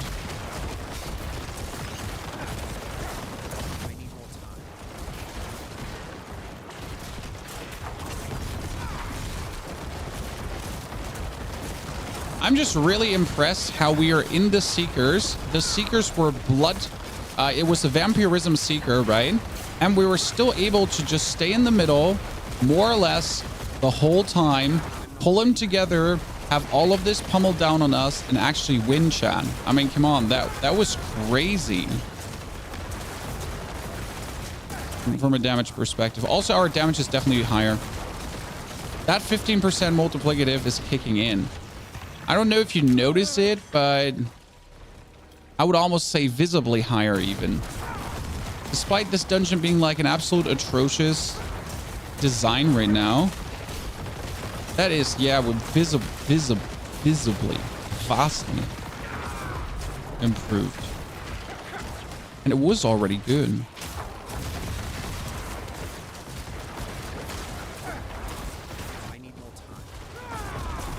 Huh. Did you try the aspect for... I'll read that out in a second, my friend. We can talk about it. So please after we're done with so for this build, oh shit. Okay, Chad, you're asking too many long questions. let's finish this and then we'll pay attention to all your questions, okay?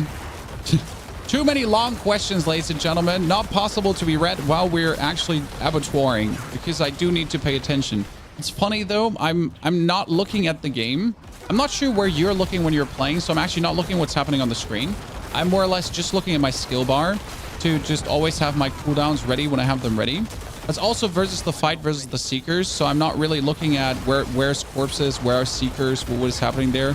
It's more just counting down in my head to 10. So I'm always not missing our Bone Storm cooldown because that's the worst thing that could ever run out. When the Bone Storm cooldown runs out and we don't refresh it, we're screwed.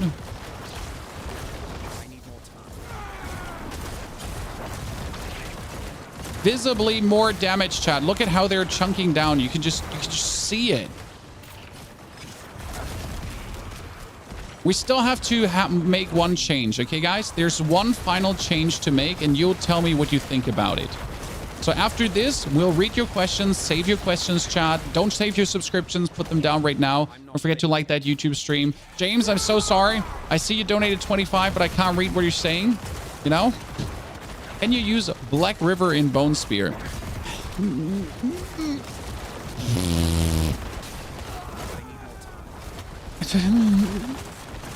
No. It's a simple no because you will never have the corpse production necessary to make Black River work. I mean, you can. So I have seen a build that's using Bone Spear and Black River in Shadow versions, but it's kind of like someone had the idea of cobbling together Shadow and Bone and then Black River and somehow try to make that work. The problem is you're trying to mold two concepts. You're trying to mold damage over time, which can't critical strike, together with then Black River, yeah, with the Black River and the. It's just like two concepts that just don't play nice with each other, to be honest. It has inefficiency like written all over it. So I would say no. But I'll see if I can find the build. Like, remind me, Jeremy. Thank you for the $25 donation. That's a lot. Oh, shit. It's a lot of money. But like, we'll like, I can try to Google the build in a second. I found it this morning actually, as I was going for AOZ stuff, as I was checking out like AOZ shenanigans. Right. That's exactly what I found. This is a very bad area for this. Maybe.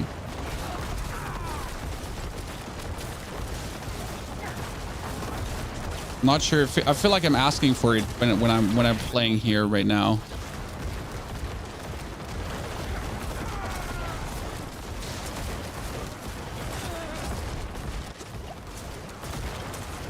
I need more time. You know? I mean, the damage is crazy though. Like, I mean, we're just chunking them down. Look how they're just getting chunked down right now.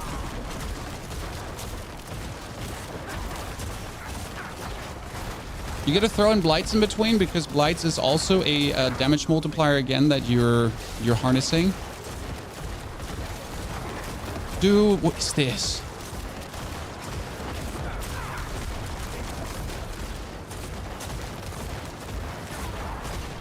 Oh, oh. I need more time. Woo! Oh God, that was. No survivors. I mean, seriously, what was this, Chad? They just get like, I sucked the soul out of them, and it was the good kind of soul sucking. It was the good kind of soul sucking. Will you update the previous guy with this one? The problem is, this one is like a complete different build. This is not an updated build guide. It's a complete different build. So, Black River Bone Spear. Let me see. I found a build this morning with Black River Bone Spear. Literally, as you're asking. Bone Spear, Abattoir. Let me see. There was someone claiming it was so good. Here, Miasma Bone Spear. Yeah, 5 days ago. It was exactly this one. It was this one of this dude's best. It's actually so there's an interesting thing I have, guys. I have a tool that shows me outliers on channels, okay? So this is this dude's best video ever. It is 47.2 times over his average. The same with this one here. So he has the Black River Miasma Bone Spear that he claims, Operator Otter, is endgame Abattoir 0 build, okay? And what he's essentially using, I can post this in the chat for you because you asked the question. There you go. You know? Like this is this dude's best video. I mean, as you can see, like he's making many videos, but this is like his best video ever, kind of, which is really happy for him. I love when people find out things. And what he's essentially using is he's using Black River together with the Litless Wall on Corpse Tendrils, Sacrilegious Souls, Splintering Amulet with Ossified Essence, and then also T-Bolt's Will. One thing I can already say without a doubt is this has not the defense to survive in the Abattoir 0. Tier 1, yes. Tier 2, yes. Maybe Tier 3, but that's about it. Like, he does not have the defense that's going on or that's going to be needed. But let's hear, like, quickly just to show you. You know, it's Chrissy. I can already tell. He would have to swap away from the pens. The problem is the pens is his whole essence generation. So this is like him killing Uber Lilith in a video where he talks about an AOZ build. What he's essentially doing is he has a Litless, he has the Bone Storm going on. And the Black River is making pools of shadow. The thing is, like, I'm not sure why you're making Black River pools of shadow.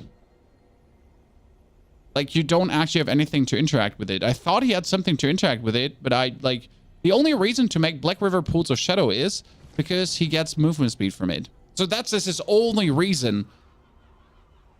Okay, that's terrible. That makes no sense. I mean, like, sure, for speed farming, but it makes no sense. Makes no sense. I cannot do that here. So yeah, one thing what we want to do, guys. Listen, Chad. Right now, we're running. Each time the Shadow Blight key passive deals damage to enemies, it increases the next Shadow Blight's key passive damage within 10 seconds by 45%. This is 225%. Okay, 225%. It's nice. Our Shadowblight key passive already has a base damage of 8,000.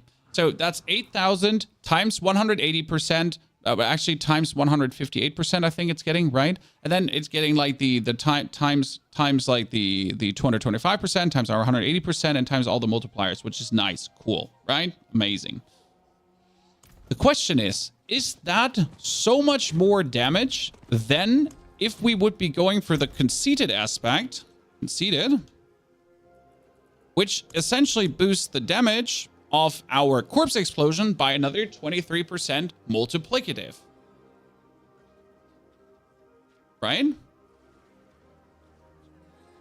This will get updated tomorrow, not today. Do you have a link to the build? No, we don't have a link for this build yet, chat.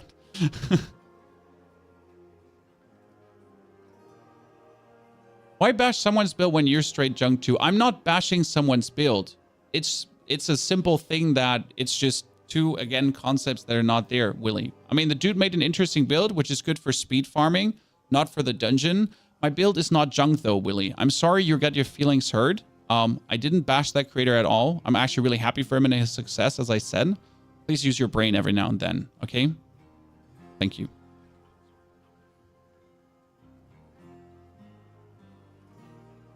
Is your Blood Surge build or Blight build better for the Abattoir of Zero? Blight is better than Blood Surge, but Blood Surge is more fun to play.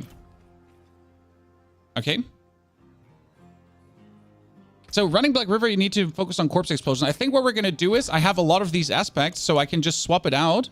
We can actually put the Conceited now on the amulet, on the thingy here, and just see if this would give us net total of faster clear. So we'll put it on.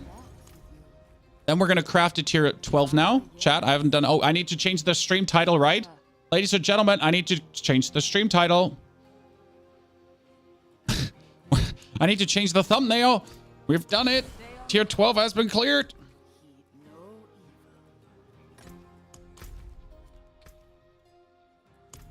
Has anyone tried Celic, or does it take away too much from Infinity Mist?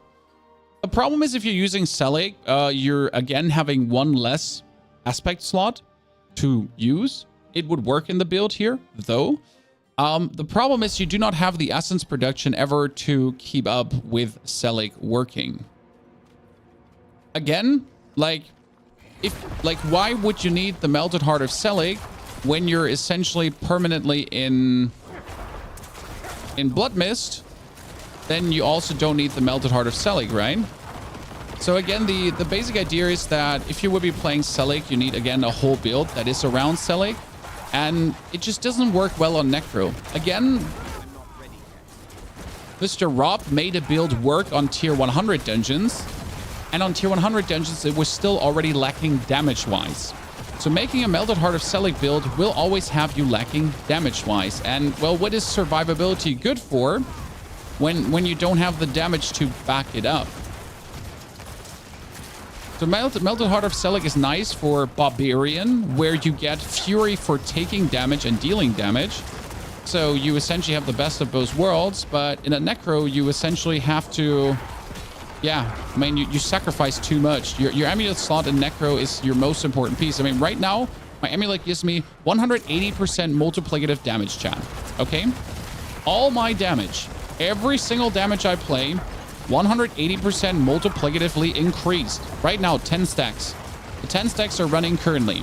Then, as soon as these 10 stacks vanish, right, they're more or less instantly back up again for 10 stacks. Again, back up.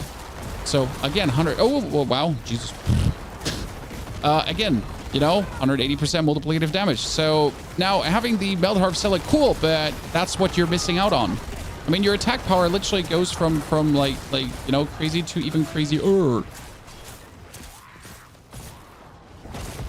By the way, I'm not sure if we're clearing faster or slower right now with the conceited aspect over the Shadowblight key passive one, or if this is just like shitty monsters for us currently. I couldn't say if we're doing more or less damage right now. I know that the Desecrated Ground Glyph was great. We might still swap like 1 or 2 glyphs around. I'm not sure if I'm 100% happy with my glyph setup currently.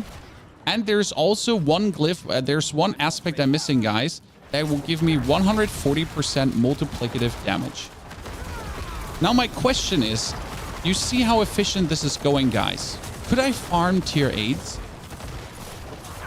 Like right now, my glyph is halfway up to the next level. I think we're going to try this 12 here now to just see how the 12 is going. And then we might just farm tier 8s for a second to just get at least one more level on the glyph quickly. And I also want to see how quick I can just do the low levels, right?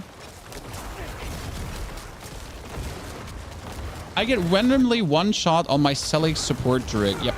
I mean, they're fixing this. Guys, again, in case you missed this, good news. There's already a tweet that is saying they're working on an update to the abattoir.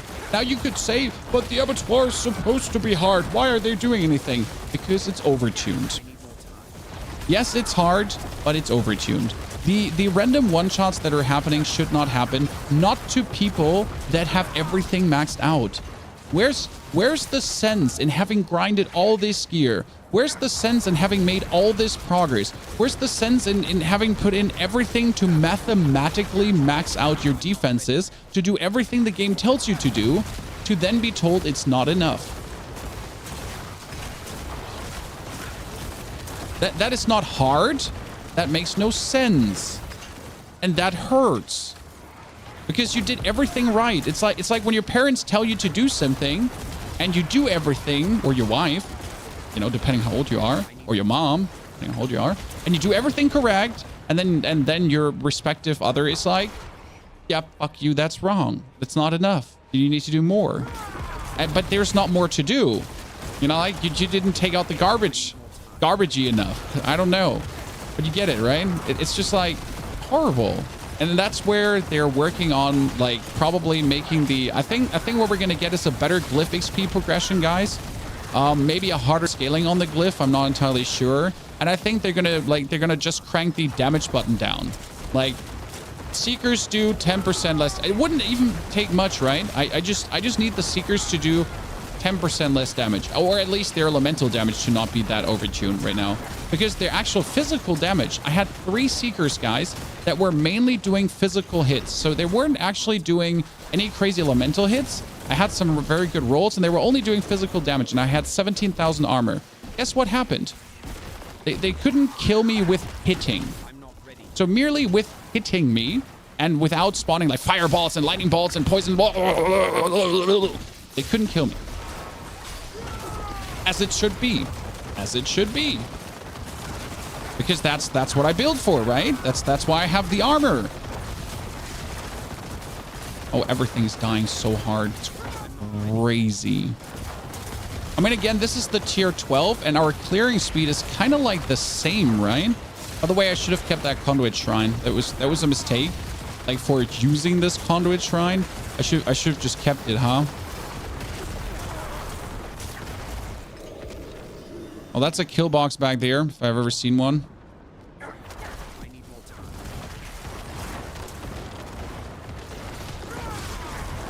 time. What? I don't know what I died to.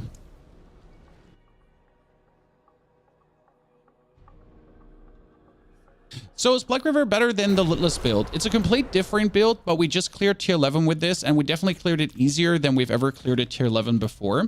So that is definitely nice. What I want to test right now is how fast can we clear an 8? Okay, so 11 is down, 12 is next, and we're definitely going to be trying 12 in a bit. Don't worry. So we'll go for this. They probably thought everyone would be running Celic. Even if everyone was running Celic, again, it just simply doesn't work on the Necro as well as you want it to. By the way, chat, if you're also looking for the Blood build, that is super fun to clear the abattoir with. With a Blood build, you can farm like kind of tier 3 and tier 4s really quick.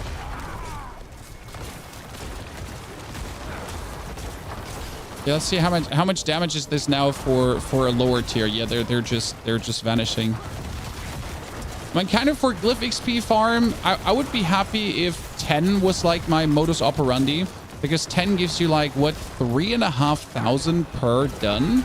But honestly, if we could farm 8s already, when I want to find one you can do like in 3.5 to 4 minutes. That would be like a good number in my eyes. And then I still want more XP or something. I mean, I kind of don't know why we're actually playing Diablo 12 Zero today, because we know a patch is coming. So why do we hate ourselves is the question. We should probably spend the day trying to find the exploiters aspect. Oh, by the way, let me tell you about the exploiters aspect, guys. Okay, so there's an aspect. Chat, I'm so sorry. My mind is at 4,000 miles per hour. Sorry if I'm jumpy a bit. Also, sorry if I missed the subscription. I missed Carl actually with his 234 sub. Carl, I'll be answering that in a tip. Be answering that in a second. And Jansen, I haven't seen you in a while. I think for the 13 months as well. Dankeschön. So we're talking about the exploiters aspect, and that one gives you 40% multiplicative damage if your opponent is unstoppable. Elites become unstoppable when they get stunned too often. We stun the whole time, right? So they become unstoppable if they get stunned too often. Which brings me to the question, what if now we play the aspect that gives us then 40% multiplicative damage if they're stunned too often, but it also does 20% longer crowd control duration. So that would mean that we're not only having more shebang going on when they're unstoppable, but as they're not unstoppable yet, we would also be getting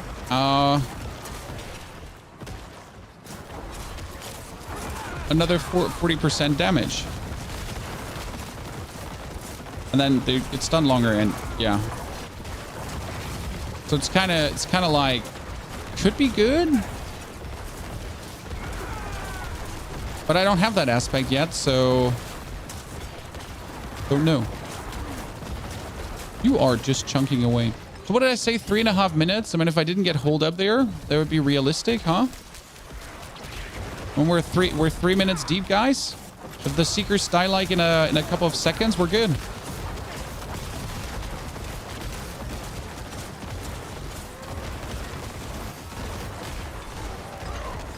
Yep.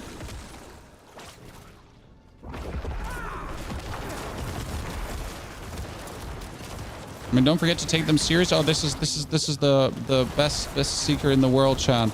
It's the lightning teleporter. The worst thing that exists. I'm not ready.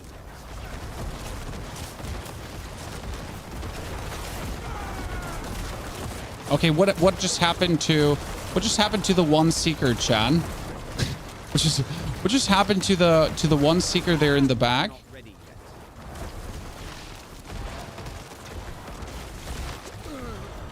They are getting absolutely torched. That's great. I mean, unfortunately, we died here, but that's not the point. Okay, we can farm tier 8s. Oh. Well, let's see how fast we can do this. We can obviously still die, right? Vampiric Suppressor might be worse than Teleporter. No, Vampiric Suppressor is okay, because I can at least have them stand in my shadow.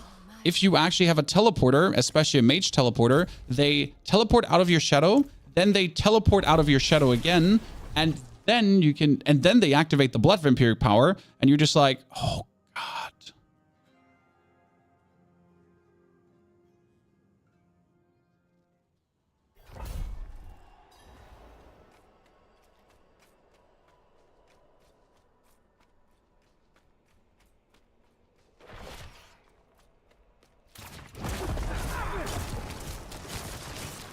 Let's get our glyph 1 level up. Then we beat tier 12.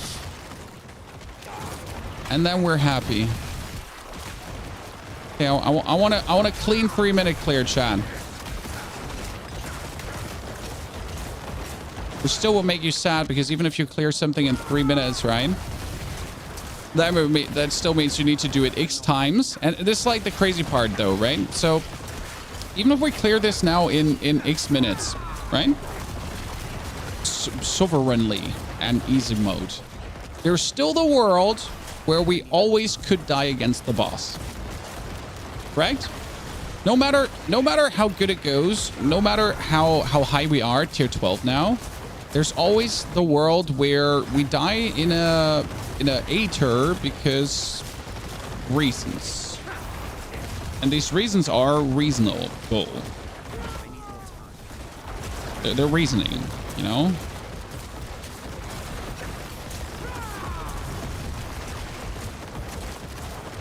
Oh, dude. I'm not ready yet.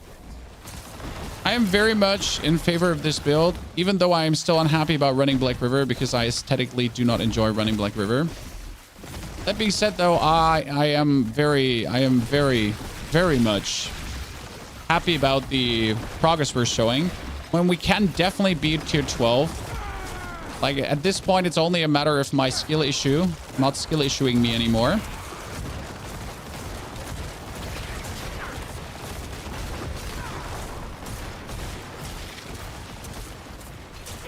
Hey, we can't go to bed today.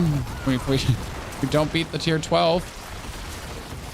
I mean, what am I going to tell my wife, chat? That I played video games all day long and didn't even beat a tier 12 Explposion Zir? Yeah. You'll be laughing about me. Imagine coming back home.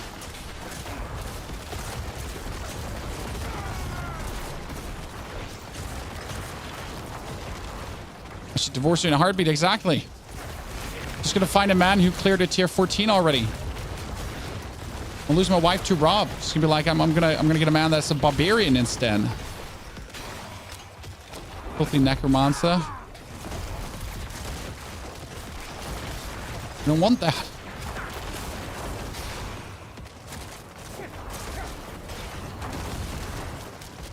Oh, how did he take so much damage? He suddenly was like from full HP to no HP. What happened? What happened, Timothy?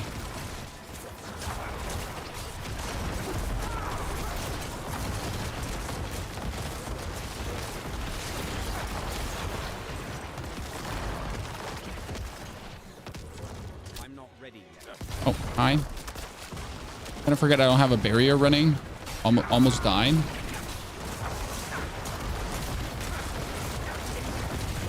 I'm still partially like screwing up the playstyle, Chad, because I'm just so used to a different playstyle.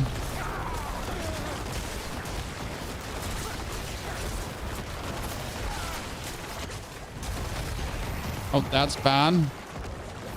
Starting the fight, not having a blood mist ready is something I truly do not want. Oh, there's a Vampiric, Chad. Look, Mom. Vampiric. I'm not ready yet. Look at them chunk. Chad, look at them chunk.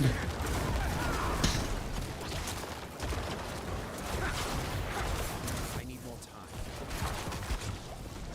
See, she just goes out of my things, right? And then I need to wait for my cooldowns. I'm not ready yet. And then I could die. My cooldowns are now cooldowning. Those are just the worst. I need more time.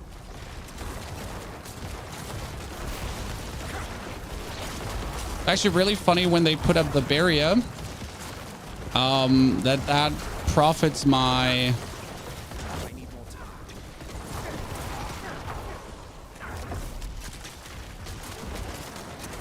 Profits my cooldown reduction. Lack the required essence. I need more time. What? Oh, what? What? I was a blood mist. I had barrier. I don't even know what happened. I'm not in favor of this.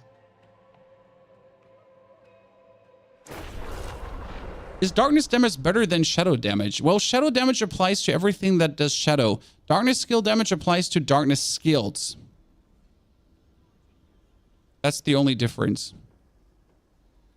Right? Preferably, you always want shadow damage.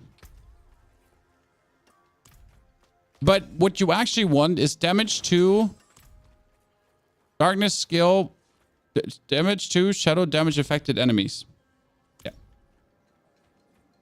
Like I said, there is a glitch with Fortify. Yeah, we don't literally know what it is that's causing this, but they already said they're fixing it, whatever they're fixing. We stand for P4wnyhof. That right there would have made me have a new keyboard and mouse. Nah. I mean, this is just what it is. It gets fixed tomorrow night, most likely, right? So also, we had Carson asking a question, guys, and I completely ignored him till this very moment. Blood Surge AOZ build. Can I switch the helmet for Shaco? You can, but you're gonna be weaker. It's the curse of all the Necro builds that, yes, you can put Shaco in. Yes, it's possible, but it's actually not going to be making you stronger.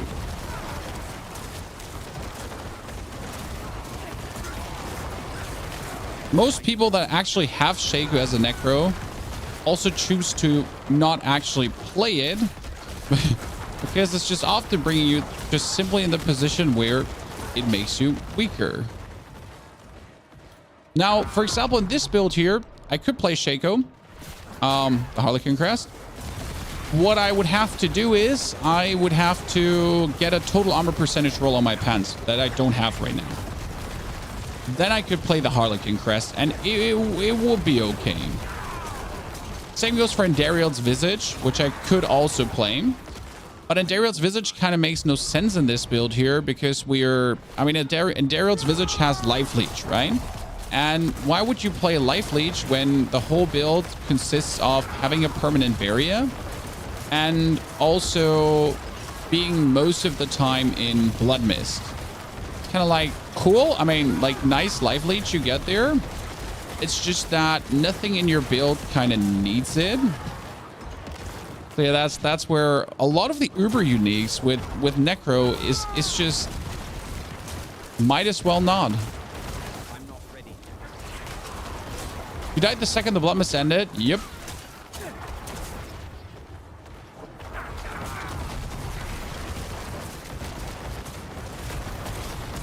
Did Fortify and Bury him? So what you're saying, what you're telling me, I'm not allowed to have Fortify going on right now? Is that what you're saying? Oh, wait, we can try it out. It's a minimal downtrend in damage for me, in damage reduction for me, so it's not ruination. So you're saying that Fortify plus Barrier might cause issues. I mean, there's definitely something that's broken, and all my builds are running Fortify and Barrier, so I guess that's that.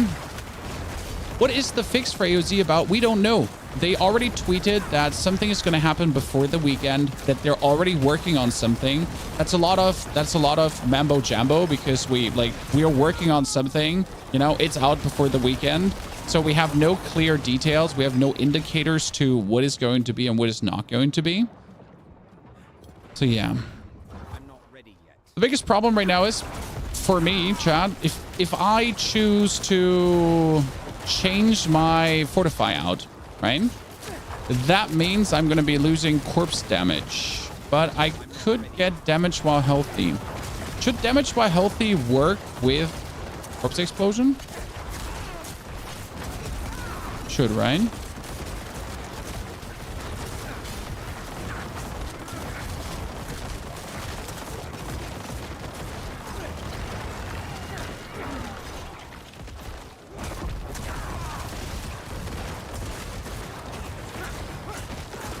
Damage while healthy should work with corpse explosion. I need more time.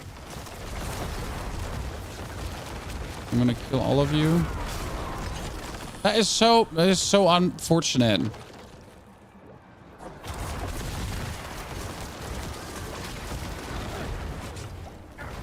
I'm not ready yet. I need to dash through all three to get my cooldown reset in order to do what I was planning to do. Do I need max essence on helmet? No, not for this build. This build does not need max essence on helmet. So again, for what was I saying? Ah, yeah. So if we want to get rid of the, we're saying that there might be like a weird thing happening with Barrier and Fortify. We can get rid of this one, and that is our Fortify right now. Problem is, if I get rid of this one, that would be a lot of corpse damage. So I could replace that through Darkness.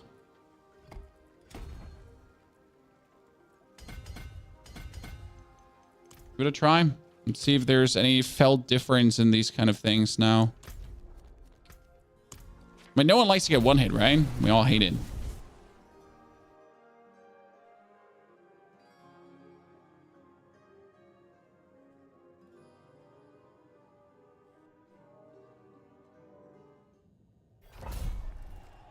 I think it looked like you died during mist. It looked like a bug. Dude, it definitely looked like I died during mist. Sadness. I put my fortify away now, chat. There's no more fortify for poor Ponyhof. It is... I don't think I have any fortify DR running currently. I think... Yeah. I don't have any fortify DR running, so that's good. I mean, imagine now having fortify damage reduction. So that one is away.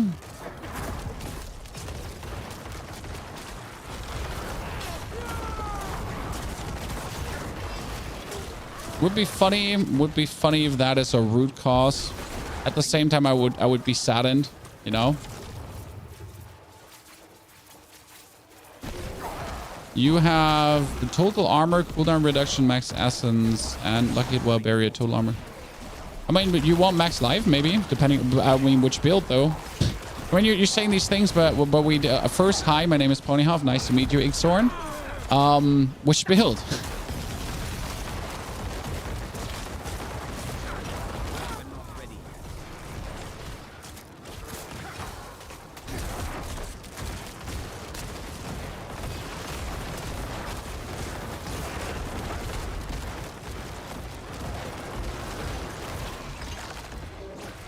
Gonna be confirming that first. This run is over. Can you go over your glyphs? Yes, we can go over the glyphs for this build. Now keep in mind, this is a complete different build, Kitty, than the other shadow build. It's also more efficient. So as much as I like my shadow, as much as I like the Xfeld build, this surprisingly works more efficient. And the reason for that is that Xfeld still relies on lucky hit chance, where this one just does millions of damage just by existing, you know? So like my corpse explosions are ticking for millions actually. Which now has us only have one single problem, and that's me having a skill issue on beating the next tier. I mean, let's see if the fortify thing with Barrier is kind of like is a hoax, or if that is just or if it really does feel better now versus the Seekers. Because again, all my build, every single build I play has fortify. I have not yet fought a Bloodseeker without fortify, and there have been many instances of weird ass what the fuckery.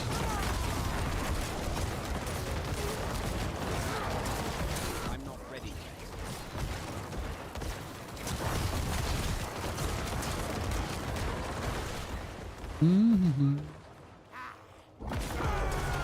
I need more time. Xorn, I'll be reading that in a second to give you a proper answer. But generally for a helmet, total armor percentage is a must. So a helmet is total armor percentage. If you're playing lucky hit, you want lucky hit while barrier. Right now for my Necro, I also have 4 ranks in Decrepify on it, because 4 ranks in Decrepify is another 4% damage reduction. You could have cooldown reduction on it, because cooldown reduction works really well with, well, whatever you do. Like if you need Blood Mist, if you need the Bone Storm backup. So all of these things kind of like profit from cooldown reduction tremendously. Maximum essence is only needed or could be needed for the Blood Search build. Oh shit, that's bad. Both things on cooldown.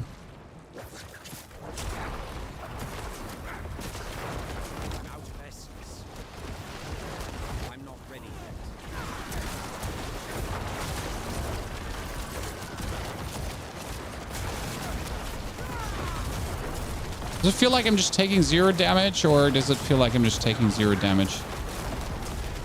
What just happened to them, chat? Did it just feel like I took 0 damage, or did it? I mean, I was mostly there, but still. So here we need to do like 4 more to get our glyph upgraded, and then we do the tier 14. Does Black River increase C damage for each corpse it consumes, or is that just the radius? I think all 4 corpses have the damage increase. So again, what are we talking about here? Paragon wise, we are playing currently Darkness because we took the estimation out, sadly.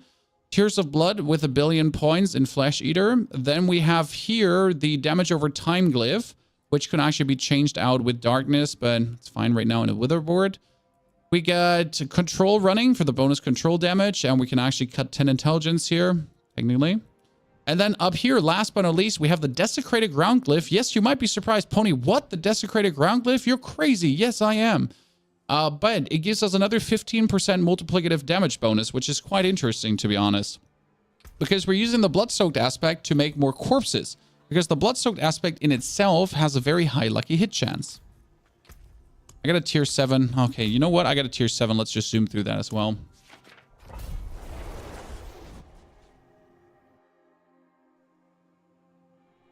Yeah, Bloodlines doesn't really work. I'm very sorry. Bloodlines, unless there's things getting changed. By the way, Chad, Brauhaus, thank you for the Prime subscription. Thank you for 300 viewers on YouTube as well, ladies and gentlemen. 500s on the Twitch. Go places. Cha. When we had, like, I don't know if you've been here, guys, but on the AOZ release, we had a stream where YouTube had more viewers than Twitch. Yeah. That's a first. That's a freaking first.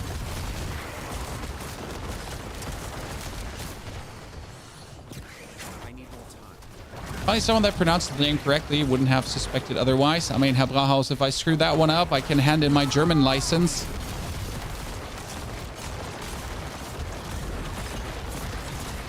I don't know if there's something like that, or if there was something like that, if you even wanted to have it, to be honest.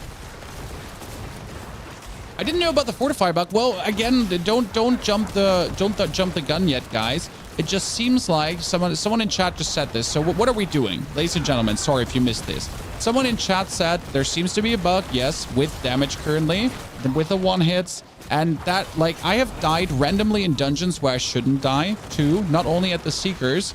And it seems to be, or not to be, having something to do with Fortify and Barrier. And as I am in every single build Fortified and Barrier, maybe you can confirm this too, chat. If you have been Fortified and Barrier as well, and that is where you feel like you died, then yes, then that might be the explanation why you died. Like, once more, don't jump the gun on anything here right now, because you might need your Fortify. I don't need my, well, I'm losing a significant amount of corpse skill damage right now. But, I mean, my corpse explosions, by the way, do 2,500 damage, Chan. Per corpse explosion. I'm sure the damage is beautiful on this build. I'm not ready yet. And this is only a tier 7 right now, so nothing special. But on the other hand, like, being able to speed farm tier 7s as a Necro would also be quite considered amazing. Especially because we're farming it way faster than with the other build. Oh, everything just died there quite easy.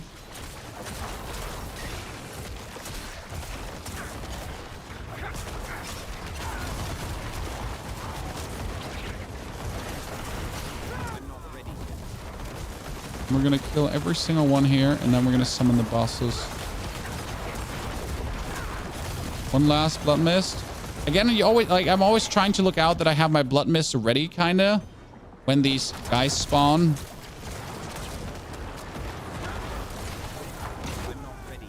Nah, that was a lot of damage too, but I'm also standing like right in them, so, you know. But it was a lot of damage, but it wasn't kill death damage, right? So, oh wow, there, I died still. We can't die. I mean, that's standing in all of them, so that's kind of like deserved, right? But still a chance to die, even without like something going on a tier 7 only. Is there a place to this build? No, this build isn't uploaded yet because I wasn't like wasn't having it. Okay, by the way, now without Fortify and without the damage, let's go into the tier 12 again. Feels like kind of senseless to even snort an incense for anything, because what are you gonna do? Like, get 500 more life? Congrats. Will we do Warzone Con in the future now that Warzone is out? No. Not while I'm in town. Why is Necro so bad for AOZ compared to the other classes? I mean, my Necro cleared tier 12, so I wouldn't say it's bad. Like, I see Druids struggling more than me. You know? Personally. That's just what I've seen. I mean, I know there are some druids who are performing exceptionally well, but overall, I feel like Necros are performing well enough. To be honest, more than well enough.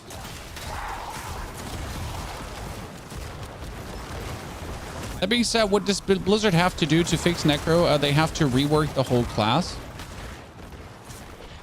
In case you have missed my video on this, but Necro is an inherently flawed class in every single way. Why ever you would have missed my video on that? Seriously? How dare you? How can you not be terminally online and just watch everything I produce?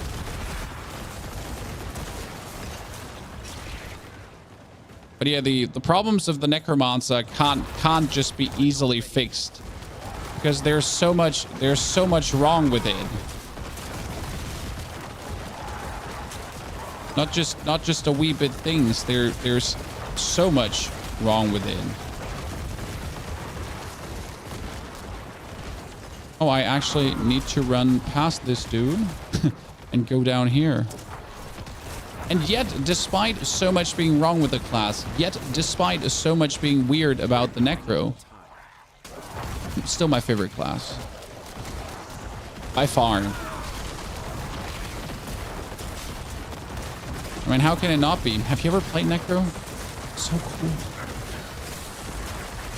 Are you trying to stun me and freeze explosion me? Yeah, do not like that. I mean, one thing I notice is obviously the fortify doesn't play a big role versus these guys here right now.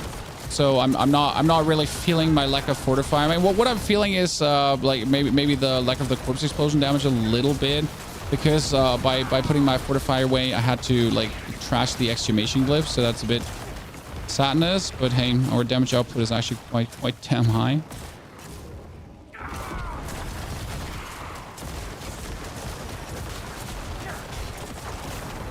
More playing, less chatting? Nah. I mean, that would make me like someone that doesn't care about their community, my friend.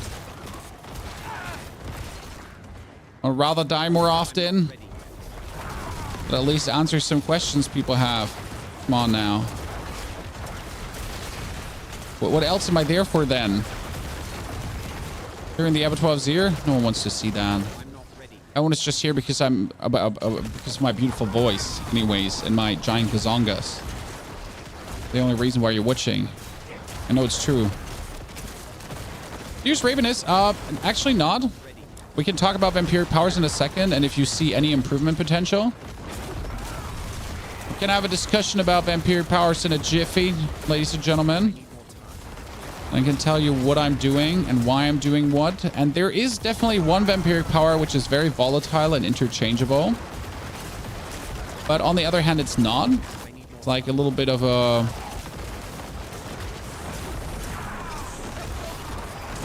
unsure about that one.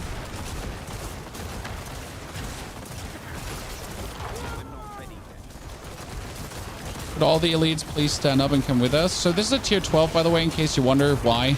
Why is this taking significantly longer than what we just did before? Well, that's because it's a tier 12, and tier 12 is quite something. Okay, whoever poison damaged me there right now, that is chunky.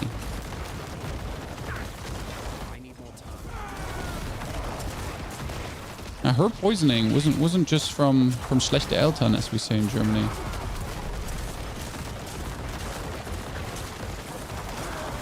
Oh, shit. There was a bunch of these fallen dudes that exploded, right? And they can still kill you. Like, no matter how sturdy you're getting, the fallen dudes running into you and exploding, that has killed me in many situations.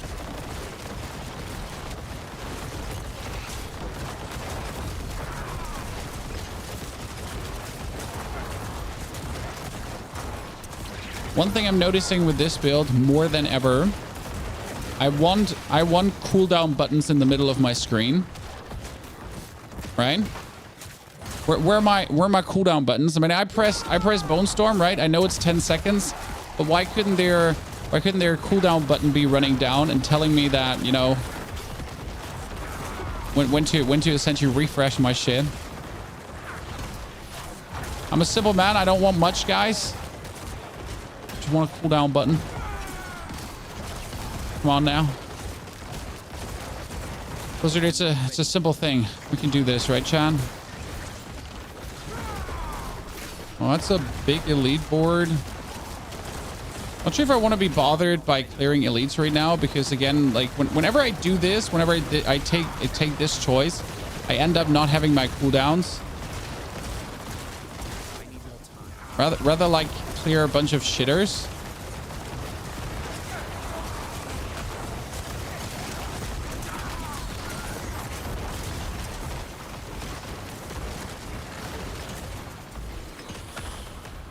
Do I actually have my cooldowns?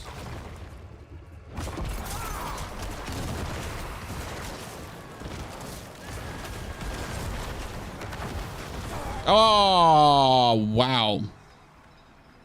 Did not see the random lightning destroy me there so much, right?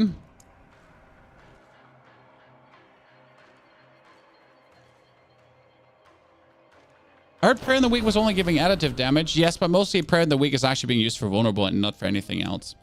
So that's that. Vampiric powers now. What are we using? We're currently using Metamorphosis for unstoppable dashing. That's mostly for the unstoppable dashing, actually, for nothing else. And for the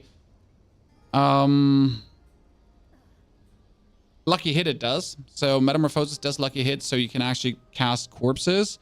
Then we have Flowing Veins, increased damage over time to enemies that are moving or affected by a Vampiric Curse. So this is how we put Vampiric Curse, because not everyone is moving, because we have them, you know, taunted.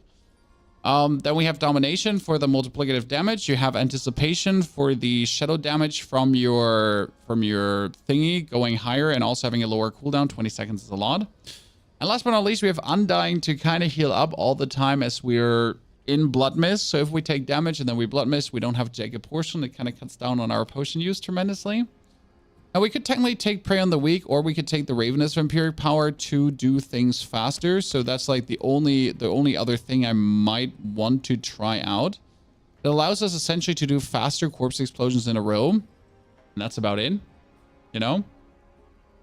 But I feel like the heal is too good to give it away. Now, I won't be sad that I'm not willing to experiment a little bit. So we can take the Ravenous and just take it for a stroll and see if it allows us to do things a wee bit more efficient.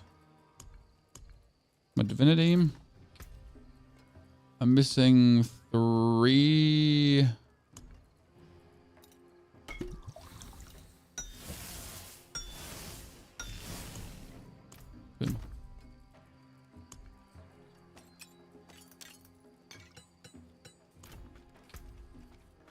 What glyphs do I have? No glyph.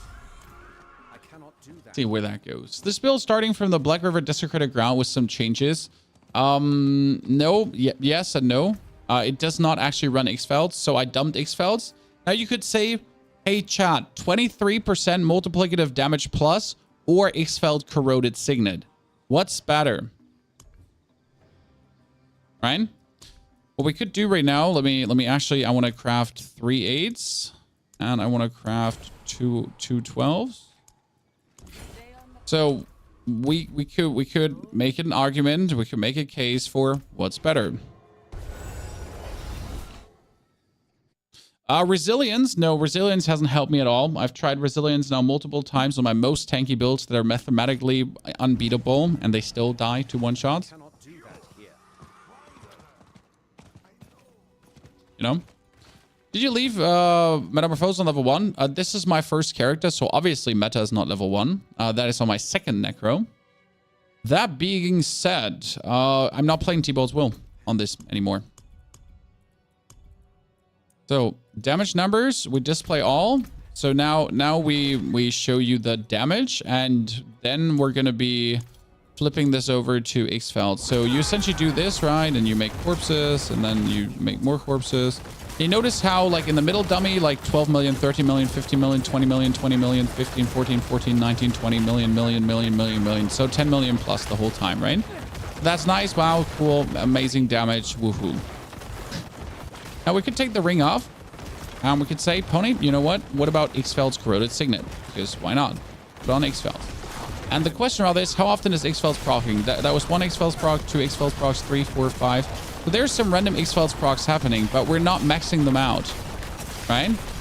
So I don't actually know how much damage they're dealing. I think that was like a 6 million from X-Fells. Could that be 5 million? So now the question is obviously, does the amount of X-Fells procs warrant not running this here, right? When we're getting lucky hit chance with this one as well, cooldown reduction, all the kind of things. So it's kind of nice. And that's where we're going to try it tier 8 out now. So that's where we're going to go into a tier 8 and see, do we kill it faster?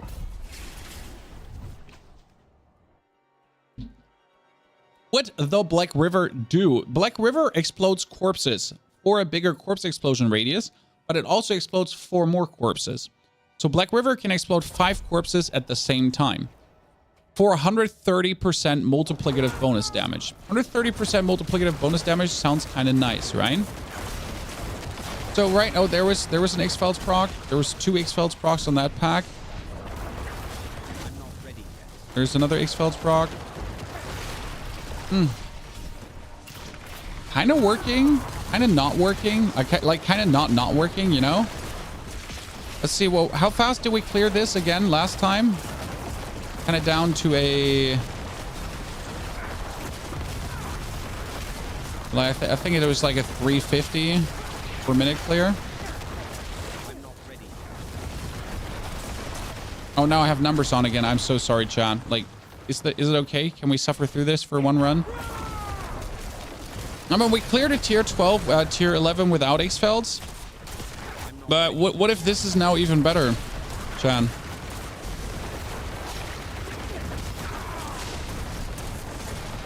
I feel like I'm doing even more damage. And it's not that we didn't already do a lot of damage on this tier before. Called placebo because I always said I'm doing more damage every single time now. Have I ever said we're not doing more damage, Chan? I think at this point it's been, oh, we're doing more damage. We're doing more damage. Chan, listen, we're doing more damage.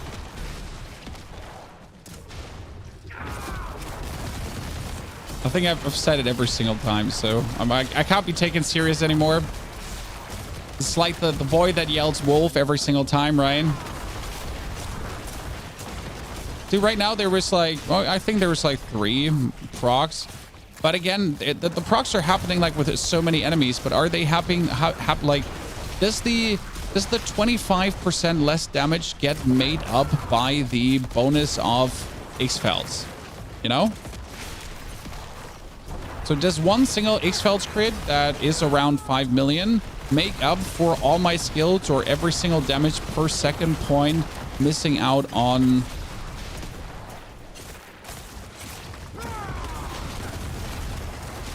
%25 damage?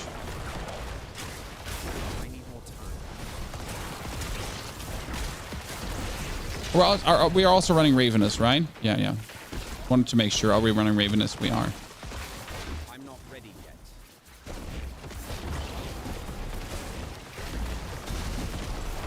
I'm totally coming out of this and I'm gonna die.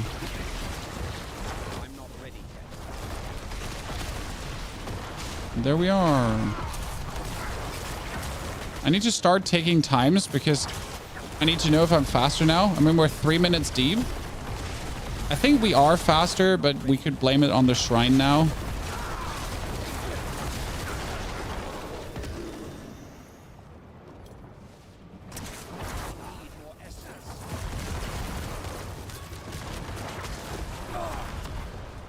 Hello? I was just about to dash out of that. Doesn't do damage to the damage over time FX. Yeah, but that's like minimal, so generally minimal. Okay, that was the 12er, but that's okay. We probably did more damage. Survivability is roughly the same, right? How do you how come you do not use Litless Wall with the build? Because we swapped from Litless Wall over to being more Blood Misty cooldown to essentially not need Litless Wall is the best way to say that. We went from Litless Wall essentially over to Blood Mist cooldown reduction to have like our Blood Mist more or less permanently active. That whenever we don't have Blood Mist, we then already have the cooldown reset, as you can see. So we don't need Lilia's Wall because we're technically always having the Bone Storm back up. The only situation where we don't have the Bone Storm back up is against bosses, and that's where we really rely on the Flicker Stab. Also, Flicker Stab, best item ever made. Seriously. How can you not be like just in deep love with Flicker Stab?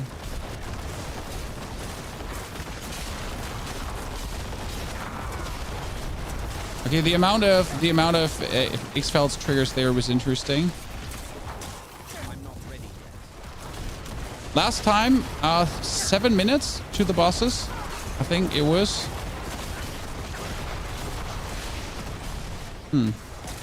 Oh shit, we have damage numbers on again. Yikes. Please, everyone, when I'm about to finish this, and don't forget stream delay.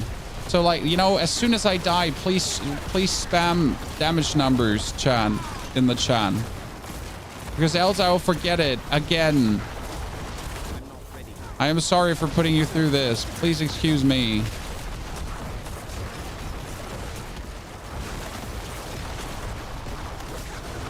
There was now no single X-Fel's proc for a long while on 3 opponents.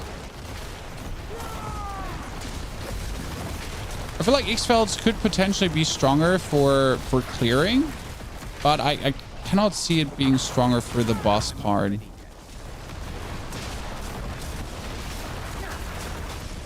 I don't know how I managed to hit the escape key. I actually do know how I managed to hit the escape key because it's a gigantic one. My escape key is a special keycap from Call of Duty, which is a gigantic head of Ghost. Looks cool, but it's also quite easy to hit with your finger, as it seems, when you're panic button smashing.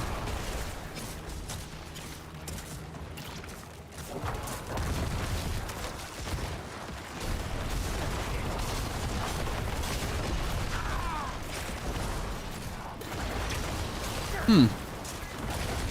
50% through already.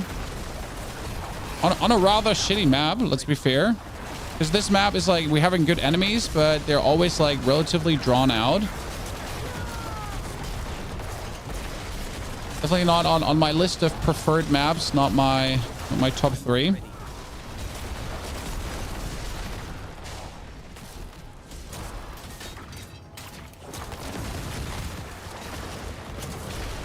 The build guide, there's no build guide. I mean, if you want to, I can create it for you live on stream.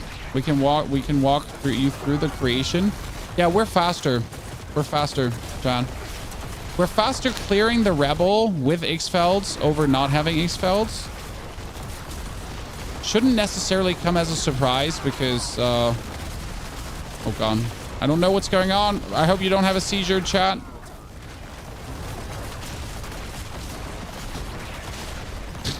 I hope you're not having a seizure, because things are about to get wild.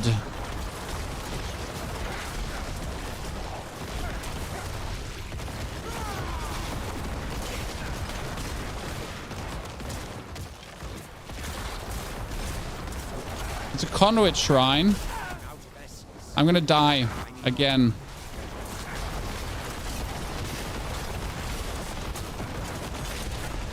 No, it's true.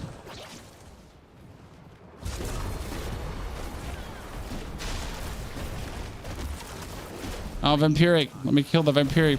Let me actually not even remotely focus on the Vampiric. That Conduit shrine even doing any damage?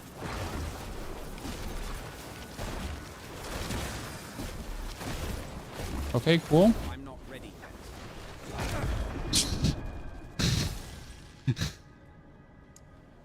Well, interesting. Faster might be due to the change of Vampiric power, though. That's a good question, though. Like, right? Is it due to the change of Vampiric power? Damage numbers first. Yes. Thank you very much for spelling damage numbers. I appreciate it. Damage numbers. Thank you very much. Conduit would be very useful. Honestly, it would have been better not picking up the Conduit, and I would have done more damage than doing the Conduit, to be honest. But we went through that 12 really quick now. Like, hot knife through butter kind of quick. So I'm really, really happy about this. Need something blessed? Another 12er. Perhaps.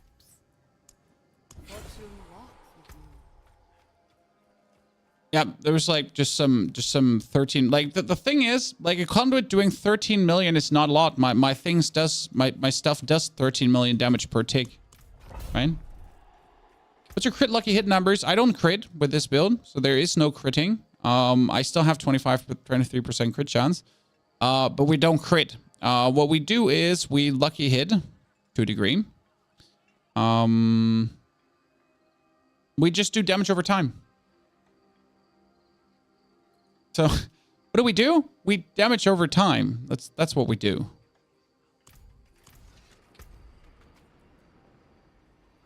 Lucky hit chance. Wow.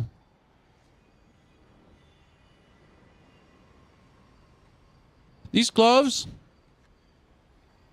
If I re-roll the lucky hit chance until no wait, this is just so much better. This is the same glove, just better. What the fuck? What? What? What? The same glove, just it's better. So, huh? Am I crazy, Chad? So it's higher item level, has more lucky hit, 6% more. Just same, but better.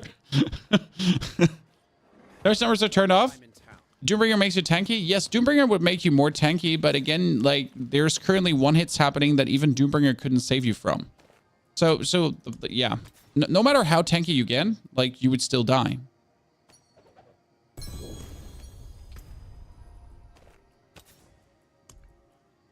It's very, very important to learn that right now, like even if you're mathematically, if you have done everything correct, if you did your homework, if you're clapped out and strapped out and everything is it's going the way it's supposed to be going, you're still ready to get one hit.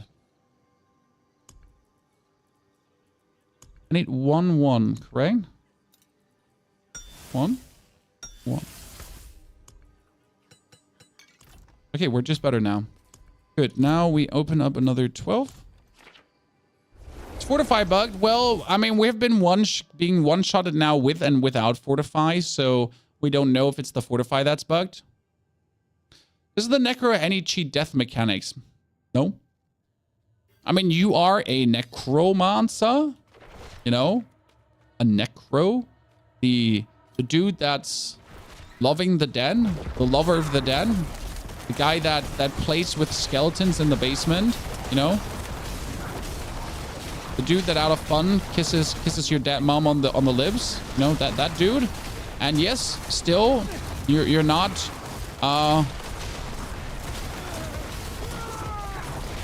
ready for death. So when death comes knocking, you die.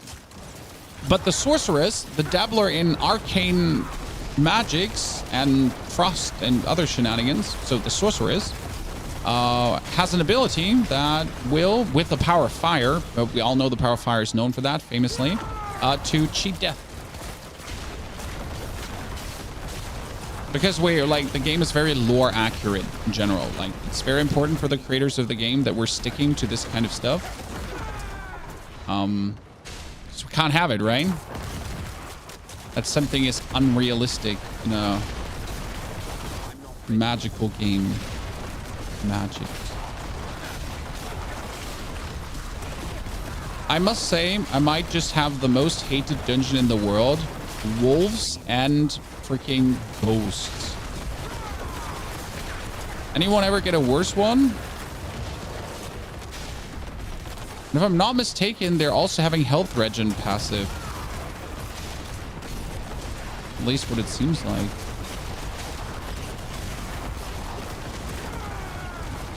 Almost died to a fire, to a stupid poison explosion there. Still, again, clear time is just legendary. And when we still need to check this more versus the Bloodseekers. And again, I'm not sure why we're currently getting one hit by the Bloodseekers. We shouldn't be.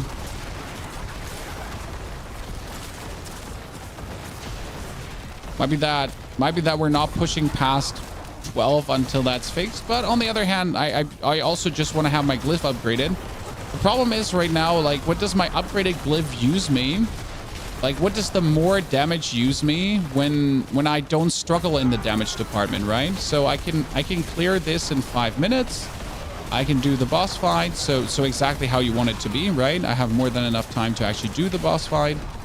So damage is not the issue. It's just like dying to random one hit.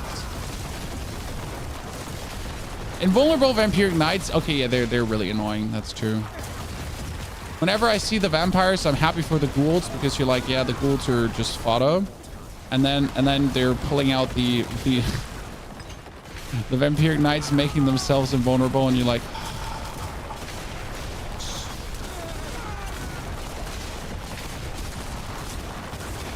all the purple lightnings, guys, every single purple lightning is an X-Files corroded signet.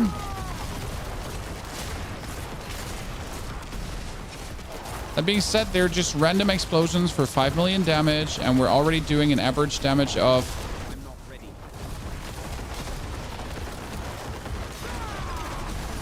15 million per second.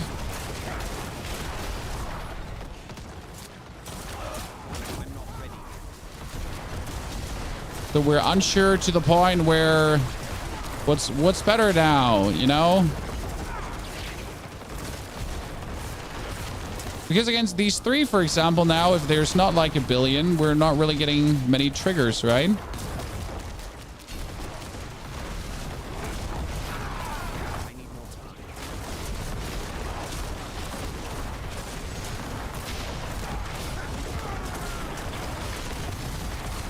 Finally, suppressor gone.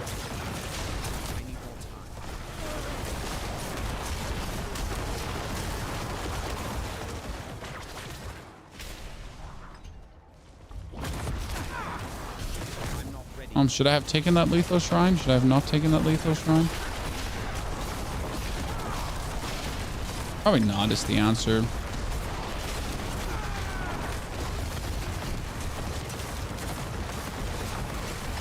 Come on, all together now. Don't be shy. We know you want it. And off to your friend.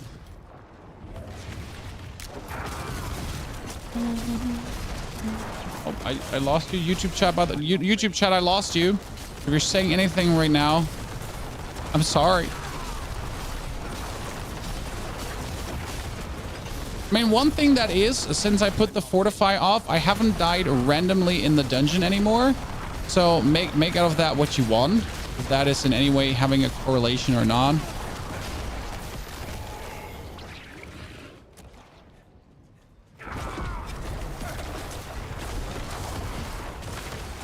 Rain, teleporter, and then lightning, and then even more lightning.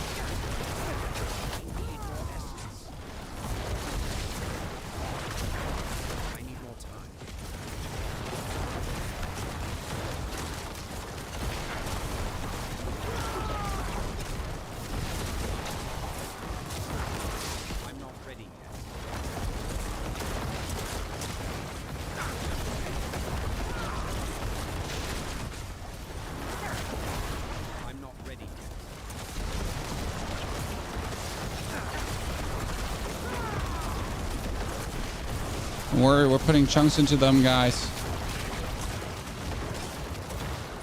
Taking a bit.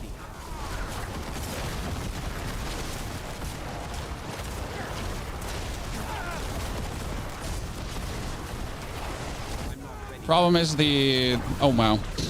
The problem is the random one-hit Asir then in between there. I mean, we got them 2 down, so we have the time to do it. We have the damage to do it. Unless there's a Vampiric one.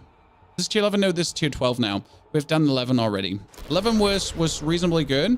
But like right now we're essentially at the point where we have the damage, we have the defense, we have the Paragon boards that are guiding us. We had the fortify. So again, we also had the fortify, but something felt weird about the fortify, so we put it away again. We can put it back in again, I guess, which gives us even more damage now. So we kind of have everything happening, but well, there's obviously still the chance to die. Too much HP? No. I mean, we'll get it done. That's not the point. We're surviving, right? We're surviving everything. We're surviving every damage. We're surviving even if we're standing there or bury us chunking. We get hit by some fire. We get like all these kind of things. And then we just die randomly.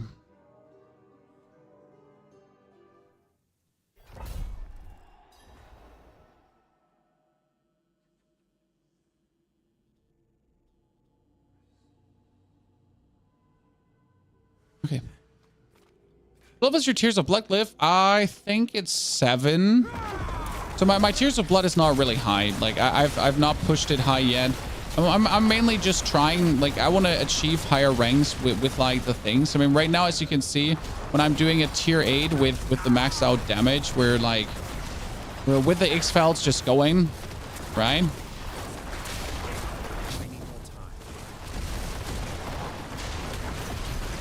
Couldn't reliably say which is more damage though, if I'm honest with you.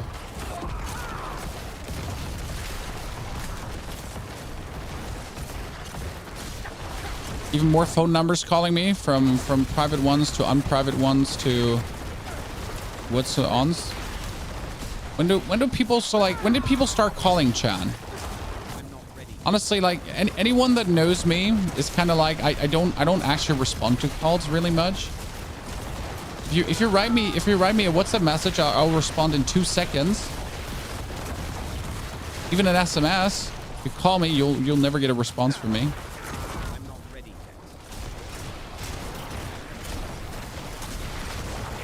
Why do you try to fight the Bloodseekers one at a time? Has to do with how my cooldowns work and everything. So the more opponents I hit at the same time with my stuff, the more things I hit at the same time, the more my lucky hits and everything triggers. So the more I hit, the more I do, the more I do. So it's kind of like stupid to even try to fight them single-handedly, especially as I do have the power to be untargetable. I mean, right now I have Blood Mist. It makes me untargetable and invulnerable. There's obviously then the moments between the Blood Mist where I am vulnerable, but in these moments I have 15,000 life, I have 15,000 barrier. I shouldn't be in any way dangerous. I have like my 15,000 armor on top as well, so everything is kind of maxed out that you could imagine maxed out, right? Everything is maxed out. We have our 1 gazillion damage reduction from shadow affected enemies, from close, from distant, from left, from right, from center, right? So we have everything going on. Oh, Jeremy, you already donated money. You're not allowed to donate twice. That's illegal. Especially not so much, Jeremy. Ladies and gentlemen, here's some shout out for Jeremy, who asked a question that I would have answered without money for $25, and then he just donated another $50 to say thank you. That's like thank you for the early Christmas presents, but that's illegal. I'm not ready. Sir, thank you though, very much, very much. A lot of money. And especially after my wife bought pillowcases for her mom that help with hair loss. Yeah.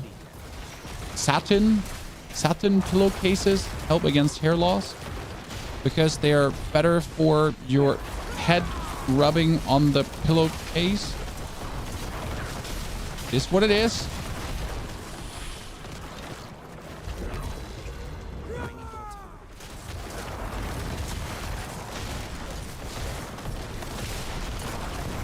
You heard it here first in case you didn't know this. Oh, look, chat, they're Vampiric. How cute.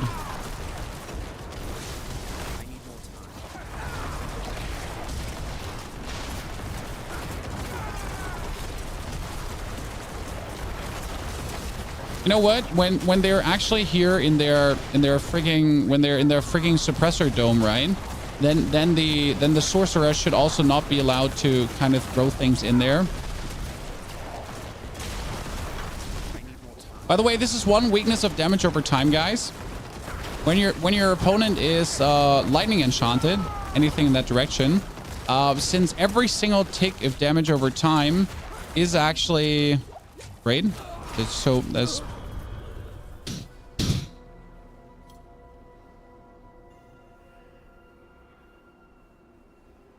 yeah.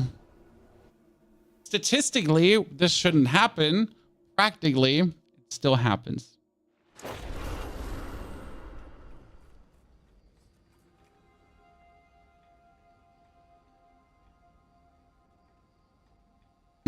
Ahmed, thank you for the 10 years as well. Love your content. I'm happy you're enjoying my content because I'm not having fun.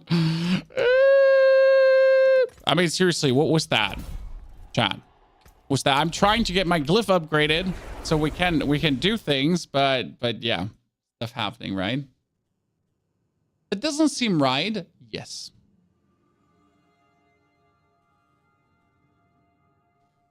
It doesn't. But it will get fixed. So don't be mad, Taz. Thank you for the 23 months. Taz, I hope your water issue could also be fixed. I mean, for us, everything seems good. Also, solar panels, chat. Solar panels are coming in 1 week. So tomorrow, supposedly, we're getting a patch, guys.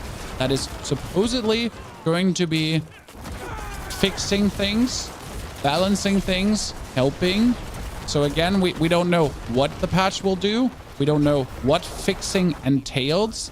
If like, we don't even know if something is wrong. So that's like right now the problem. We don't even know if something is wrong.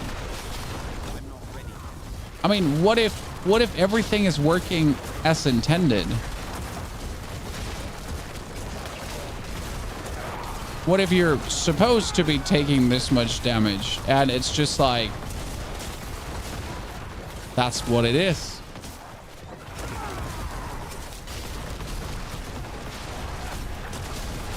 I mean, then I'm gonna ask myself who's like, you know, if even the hardcore players are struggling, right? Then we'll see about that. But it's gonna be interesting to see what the patch does essentially to the abattoir.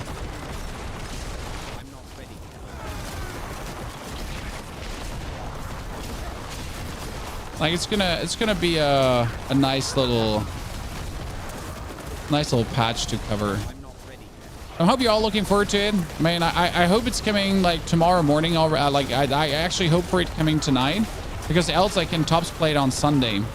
It's gonna make me sad because I'll have to wait until Sunday to then play it.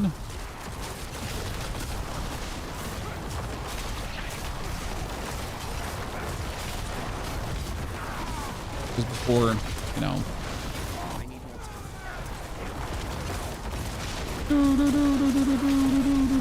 Boink.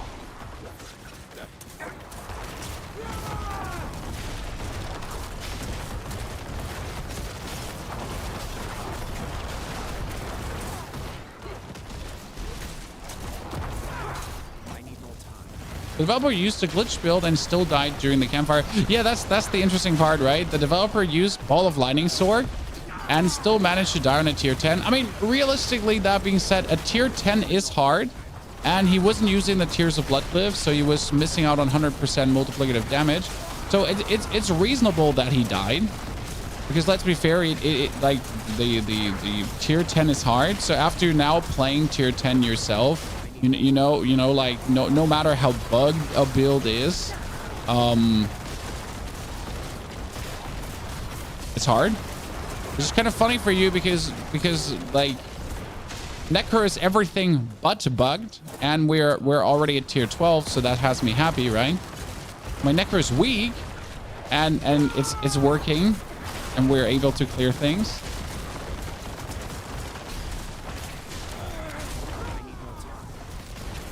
You like Fortnite? That's a very random question. Yes, I do.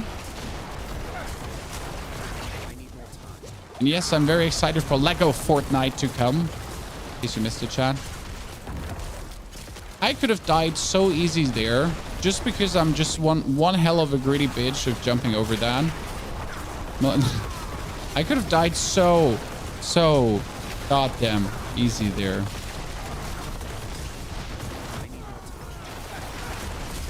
The amount of corpses that is here that I can simply not explode because there's too many corpses there is crazy.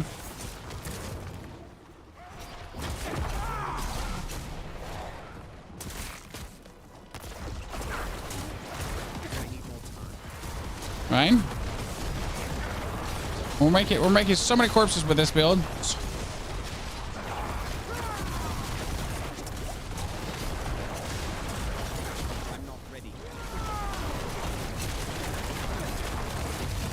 Don't forget to blood mist around. Oh, ladies and gentlemen, look. A lethal shrine. Honestly, a lethal shrine I would at least take against the Seekers. We figured out that a...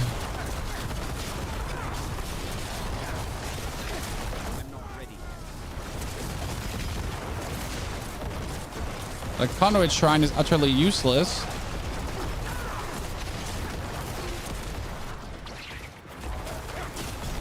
Which is funny because if you get a Conduit shrine on like a tier 5 dungeon, right, it's just gonna clear the whole boss for you.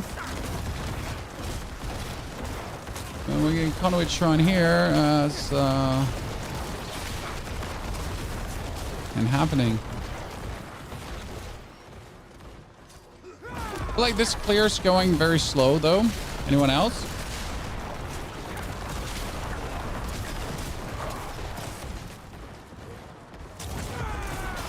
I feel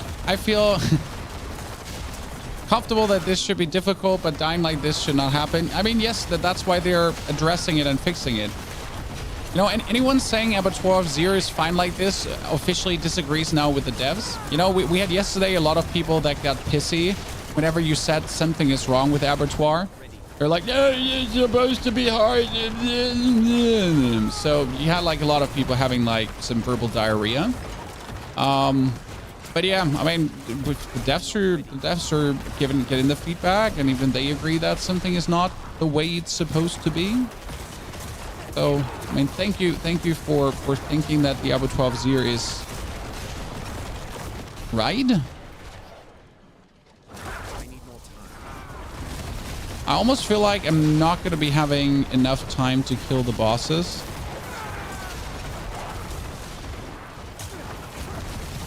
Also, this area here for a boss fight is going to be absolutely horrible. Should totally not kill these guys. Totally not fight here.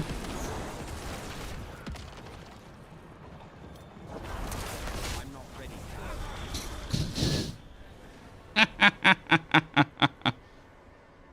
Well, yeah. So, hi. Is Sacrilegious Ring XFL useless now? No, we're actually playing both currently.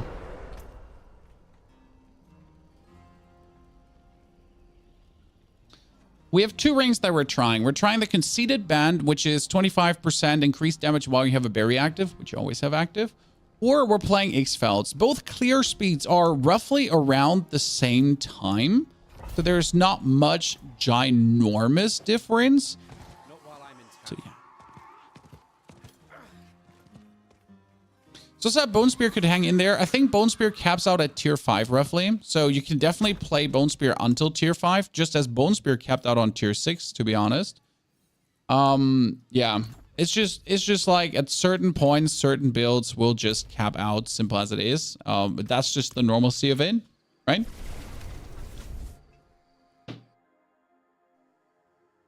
What about Plunging Darkness? Well, what about Plunging Darkness? What do you think you would accomplish with it?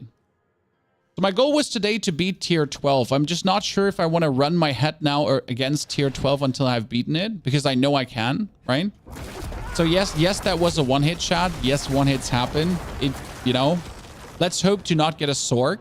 I mean, the tier 12 we beat, I think, was Barb, Rogue, Druid, correct? No, it was Necro. It was Necro, Rogue. It was actually a Sork. Look, yeah. So let's still hope we're not getting a Sork, right? Because if we're not getting a Sork, then we can't get one hit. I mean, right now everything is kind of down like to Sork's ball of frost there, right? That ball of frost is kind of like the one hit potential too. I've been jumped by a barb, but every single barb jump I survive. I have had the rogue like try to do the double stab, but you can dash away from it, so that also doesn't kill you, right? So I guess right now we're at the point where please don't be a Sork and life's good. I'm not ready.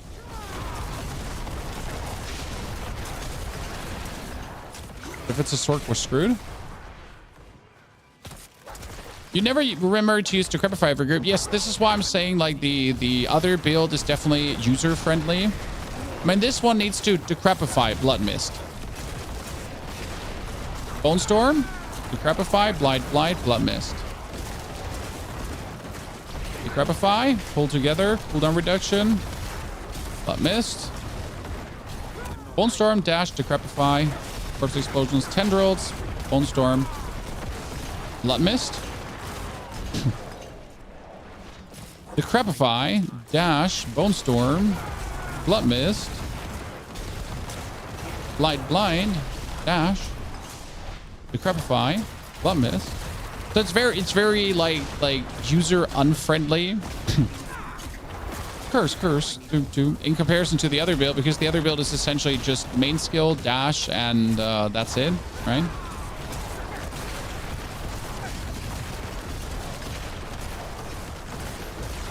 It's important that items are repaired. If they're broken, yes, but this is not broken. This is merely scratched. This is just a flesh wound, chant. Okay? And if you're not having that reference, you're too young for this chant. Or not European enough. There's two ways to go about this. Either, either too young or not European enough. I'm actually not sure how popular is Monty Python in America. I always had the feeling it was like more popular in the EU world.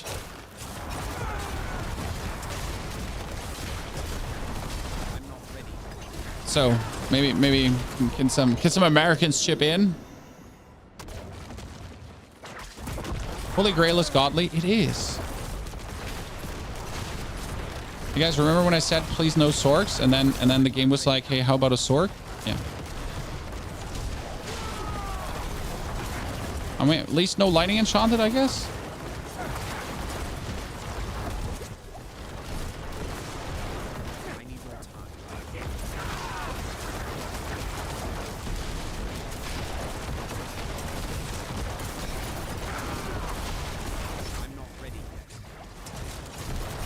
I hate standing against a Sork. Is this, by the way, triple suppressor or double suppressor?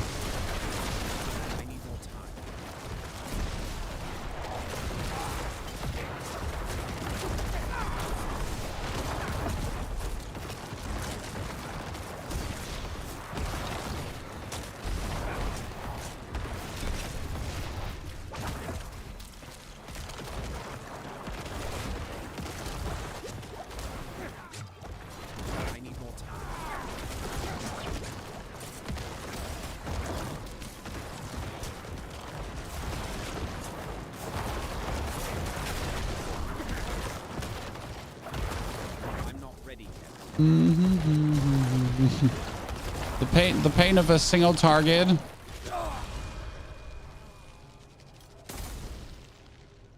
No dash, nothing. I get hit by the ball, right? No survival, not even a chance.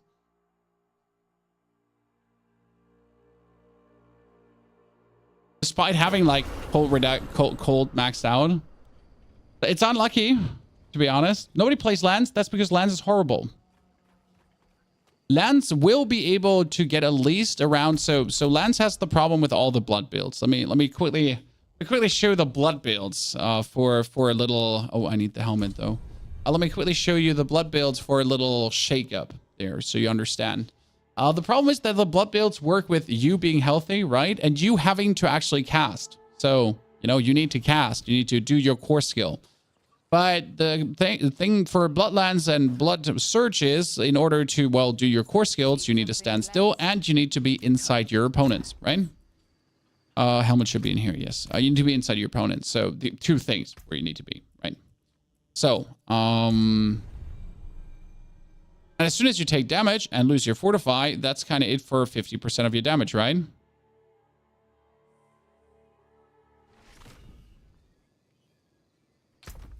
Where's my...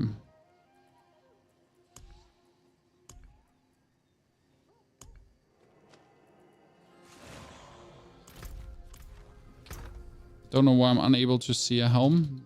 I'm just blind, I guess. Not that. Not that. None of these. You're blind. Vampiric powers are active, but one. We're missing out on one ferocity. That should be able to be had on gloves, right? Thank you very much.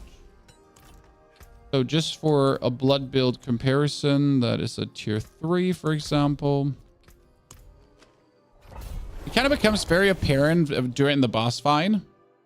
Blood is always struggling with essence to a degree. And in order to have a continuous stream of essence production, you need to min-max in that direction a bit, right? But the advantage of blood is obviously that you just, you know, you just walk in and you spam your blood button and everything will die to your overpowers.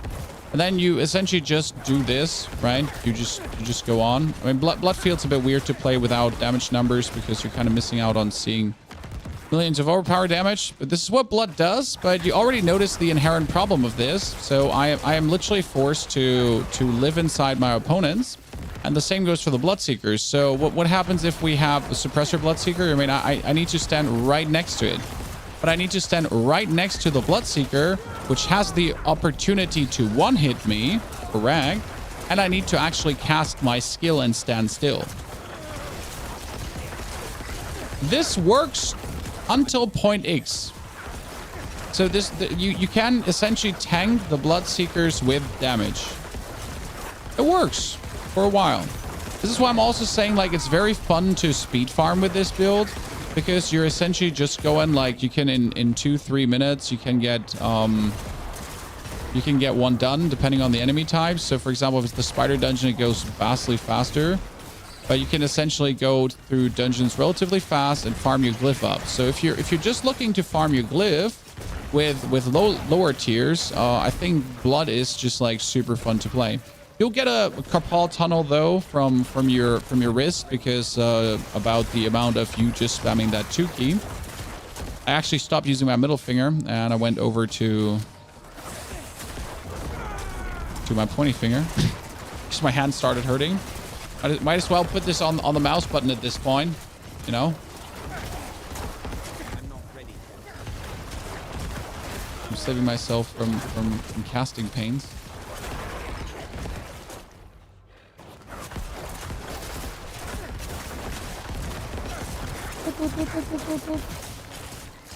So I find this a very fun playstyle. But now imagine playing this essentially on a tier 10. Tier 8 is the highest I could beat with this. I couldn't go higher. And tier 8 was a struggle and only possible with a shrine. So again, tier 8 with a shrine. So I would say it's only a valid clear if you're not using a shrine. Some could also eat a bag of Doritos. Clear's clear, right?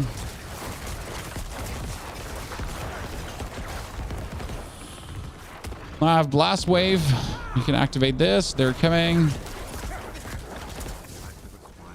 And you're done. So this is like how it goes. But again, it's just better for low level clears than anything higher level.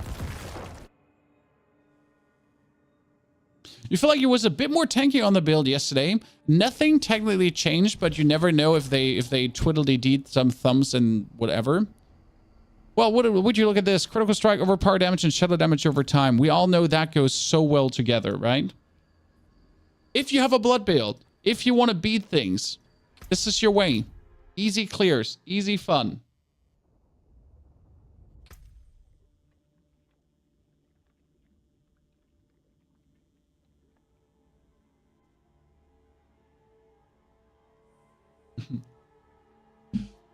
How's the loot compared to Nightmare? So the loot that's coming out is 900 plus.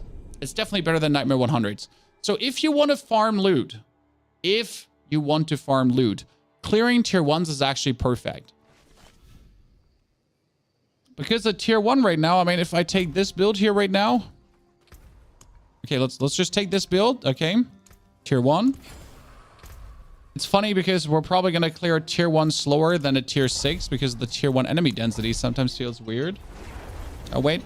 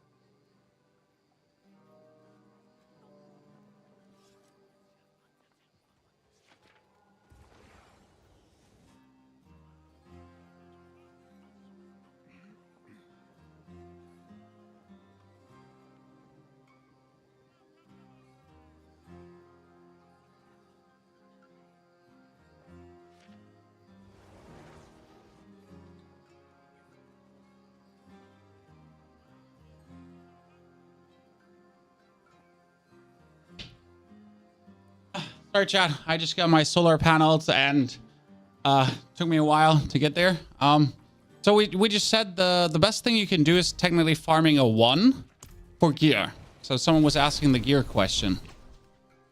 So I had to help the guy get in the solar panels, by the way. I don't want them broken.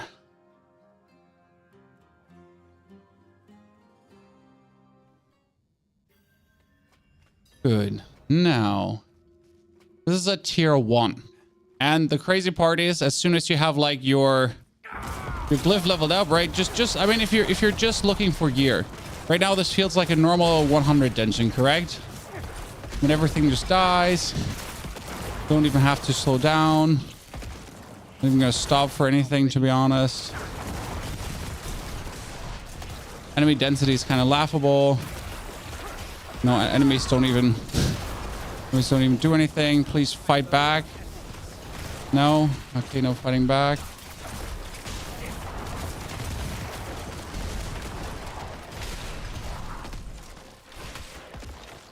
Well, I'm saying like also like that higher tier abattoir would be easier to clear because there's just more opponents there, right? I'm not ready yet. I lack the required essence.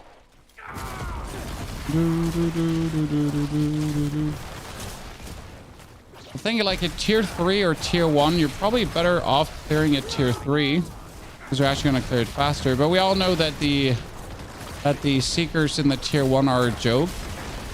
But it's just about the loot. So let's quickly pick up the loot. That's what we're looking for.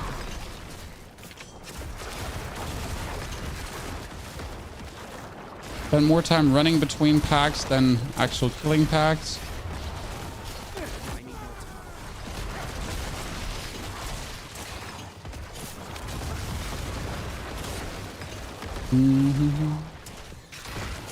Now, didn't we have the same clearing speed on a tier 8 shot?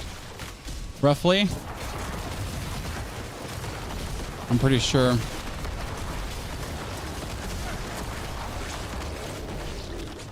Almost died here on a tier 1. Cool.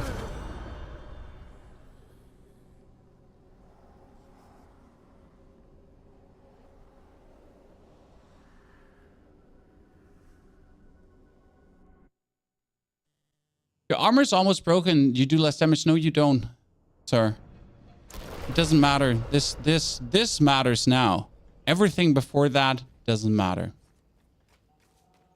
No, there's no, this is not an RPG game. And there's your problem. Yeah, so that was definitely the bug we're talking about, where the game is bugged. So this has nothing to do with you, if this happens to you. This was like the game. So I can't actually show you the tier 1s now, you know? But this is gear out of it. So this is, for example, a 919. This is 917, which is really good, by the way. Then you have the, this is a pants out of it as well. Then you have weapons generally, but if they're not 925, they're not worth it. You get amulets. So everything is 900 plus, right? That's what's happening to you? Yes. I mean, that's what's happening. Like, I don't know how a single hardcore player is currently playing this, actually. I'm very worried if you're actually a hardcore player and you choose to do this. I am worried for your mental sanity. What killed you? Krista, I don't have no single clue. Like, nothing. I don't know what I don't know what killed me. I do not know.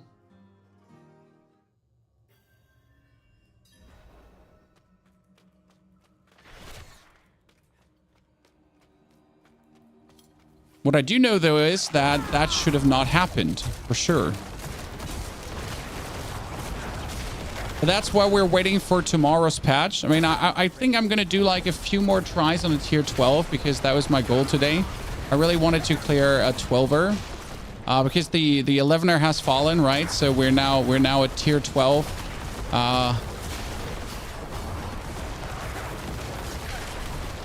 Attempting build.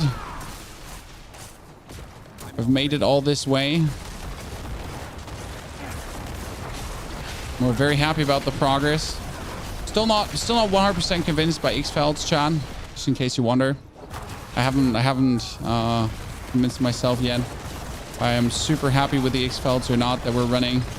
I mean, damage seems all in all similar-ish to what we've been having.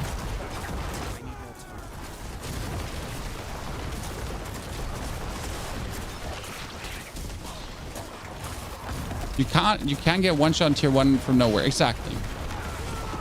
And that does not feel very rewarding. And but like the problem is that it just makes no sense because we literally don't know what killed us there, right? So as someone who is decent at these kind of games, as someone who understands these kind of games, just dying to something and not understanding what you died to and not having a way to, well, fight against what killed you.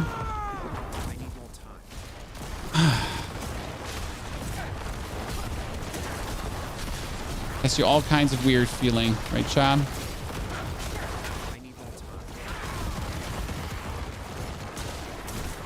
And I'm relatively frustration resistant, but I don't know how people do it that are not. No, I'm a Dark Souls professional, ladies and gentlemen. Frustration is my second name. You know, I'm a married man. Frustration is my second. Yeah. Okay.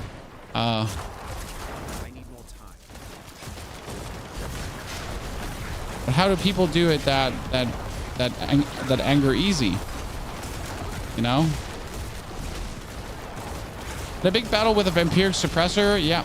I mean, that's not a battle. That's like the Sisyphus work, you know, pushing up the stone, the hill. All the stone is just rolling down.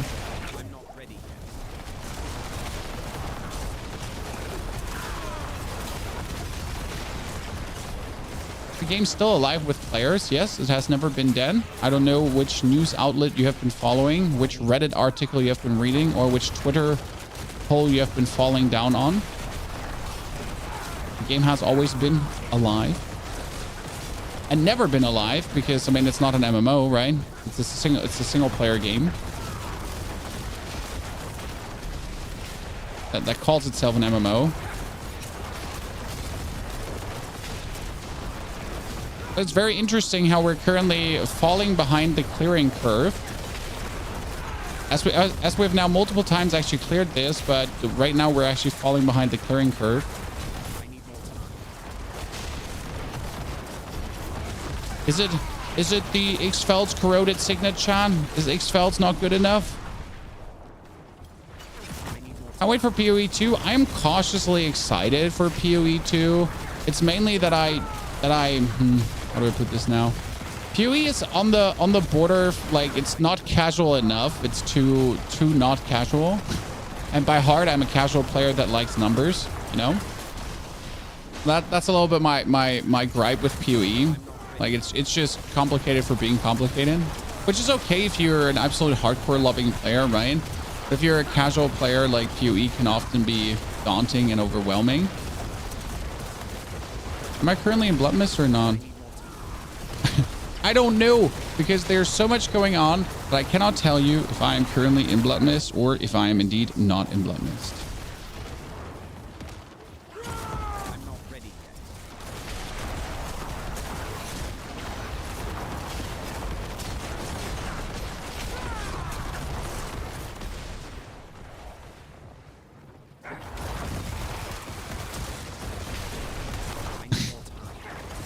Jury, gotta, like, you know, I'm in the basement. I'm safe. Don't worry. Any trade system? There is a trade Discord. There is a trade channel. You can trade magical items, but nor you cannot trade aspects, uniques. You technically cannot trade any of the items that matter. You can only trade the items that you then turn into items that matter. But if you're lacking, for example, a key aspect for your build and you're not lucky and you're not getting it, then there is no way on earth how anyone in the whole universe can help you to get said key aspect you're lacking. Like, your friends could have 400 of them just lying around because they get very lucky and they just couldn't, yeah. That's it. If you want to play Pulverized Druid, for example, and you're looking to get the Shockwave aspect, which kind of makes the whole Pulverized thing work, and with which the whole Pulverized thing without it is kind of lacking, then let me tell you, you better get lucky on those rolls. Else you're going to be spending quite some time not having what you're looking for.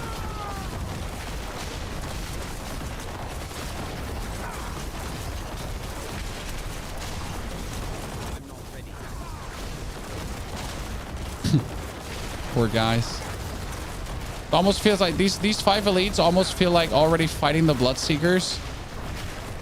You know? Oh. So that's how these 5 elites just failed. Well, that's a shrine. It's quite nice. Oh, it's a blast wave. That's actually really nice. Now there is a world where I screw this up, so let's hope I'm not.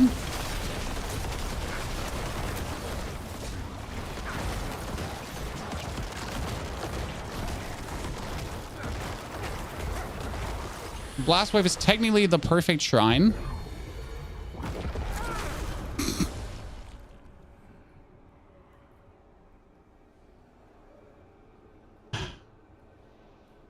Sorry, I didn't expect him to spawn right next to me and throw a ball of lightning, a ball of ice on me.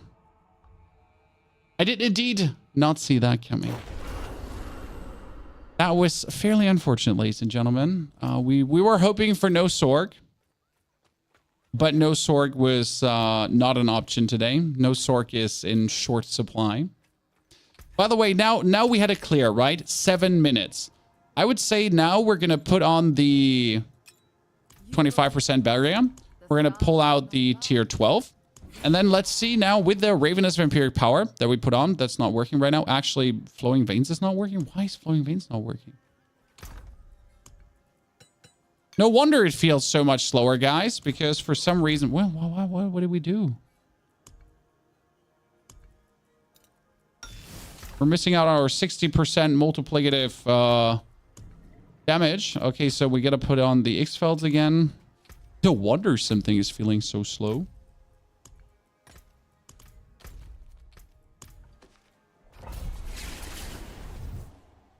Let's should put some currency into these events.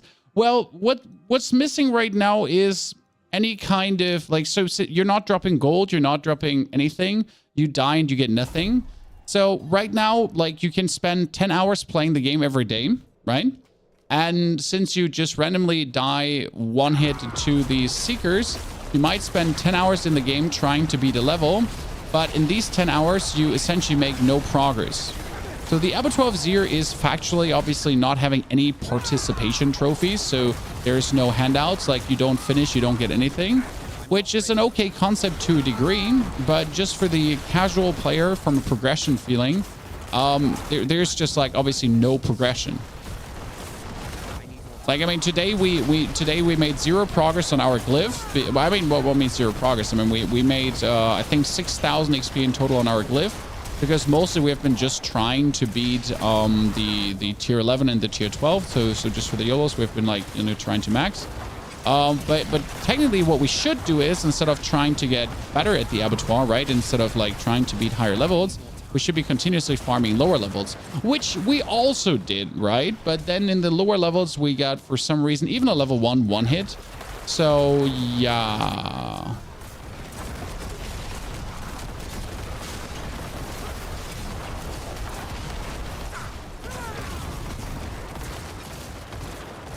That's where you're essentially doing hours and hours of the game, but there's like, it's an ARPG, right? You're looking to improve yourself, but you're not going to be improving yourself.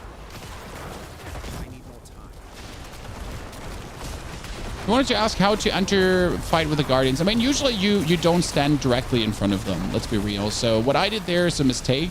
What you can technically do is you can begin with a Blood Mist straight away. Preferably, you want to always get up your curse first. So on distance, you want to stand max distance to them, and then you want to get on your curse. Because as you get on your curse, you at least then have them damage reduction, slowed, and they give you your cooldowns back, right? So step 1 is always curse.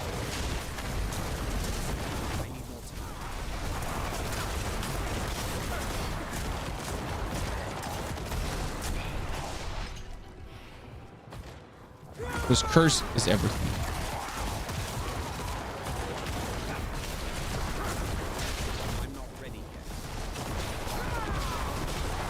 And if you're not cursing, what you're even doing?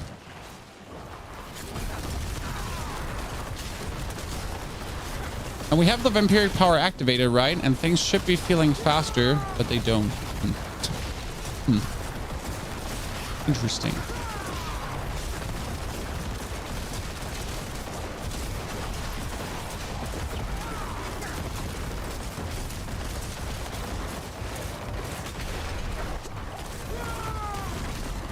All those poor elites just got murdered. I'm not ready yet. I'm low on essence. I am low on.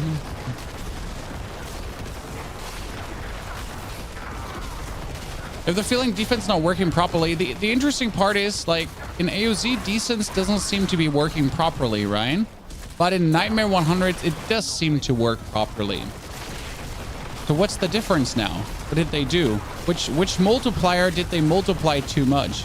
Because if you are resistance capped in Nightmare 100s, we're good. Everything is fine. But since you don't allow us to go over the resistance cap, maybe they made a mistake. I mean, if they would allow a higher resistance cap, at least then we could protect against the elemental damage now. But they don't allow for a higher resistance, so maybe while you're in the Diablo 12-0, you should be able to have more than 70 res. Is that the thing? Is that what we're aiming for, technically? It makes sense, right? Hard cap is 85. Well, hard cap is 85, yes, but only when you're drinking the respective potion. The problem is now you're fighting a Sork who can throw a ice ball, while the Sork herself can be fire, lightning, and poison enchanted. So if the Sork is spawning as a Seeker, while all her friends could also be fire, lightning, or ice enchanted, you could drink a potion of Frost Enchantment Savior, and then you still get pummeled by a random fire explosion, which is overtuned. So, yeah. Yeah.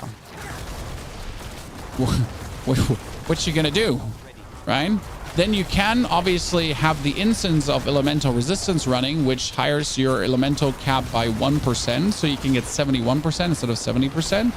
Now you could say, Pony, that gotta be enough.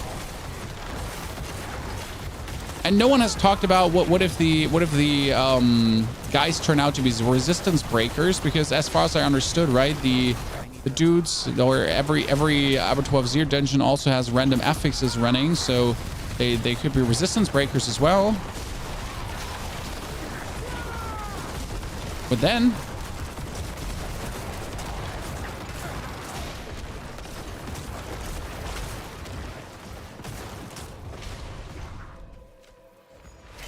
makes no sense. Armor has 85% damage reduction. Well, that's physical damage reduction. Now, come on, bro. You're comparing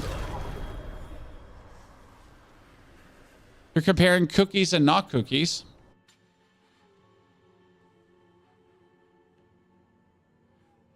I thought there was a couple of other ways to increase it. No. So right now you have your elemental resistance here, and it says reduce incoming shadow damage by 70%. This value is capped at your maximum resistance of 70%. Maximum resistance can be increased by various sources, but cannot exceed 85%. You currently have 163% shadow resistance from bonuses and minus 50% from penalties.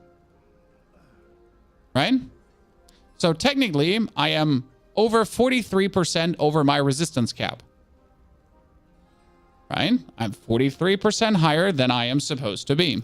43%. Now, there is potions. I don't have any of them because I keep trashing them, that give you elemental resistance that you can pick up from Helltides. So you got to get them from Helltides as well, right? So the heady resistance, the heady elixir of cold resistance. Increases cold resistance by 30%, maximum cold resistance by 6%. So now we could bring up our 76% or 68% up by another 6% to then go over the cap, right? But coming to the point that you would essentially have to carry a cold resistance, a fire, a lightning, and a shadow resistance. And then whenever your opponents have every single resistance, then you would have to like pick one of these up.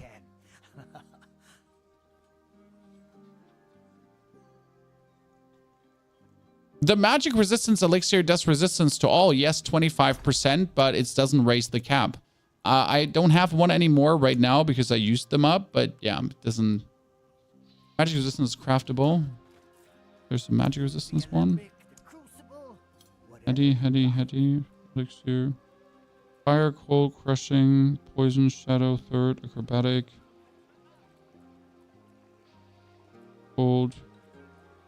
Resistance. Maybe I'm just blind. Go way down. Rushing, assault, resistance, manslaying, curative. Oh, here. Yeah, so increases the resistance to all elements by 25%. But this one that you can craft down here,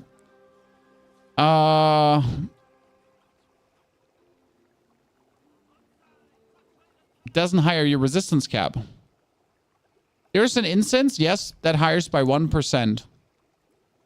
Increases resistance to all elements by 10. Maximum resistance to all elements by 1%. And armor by 150.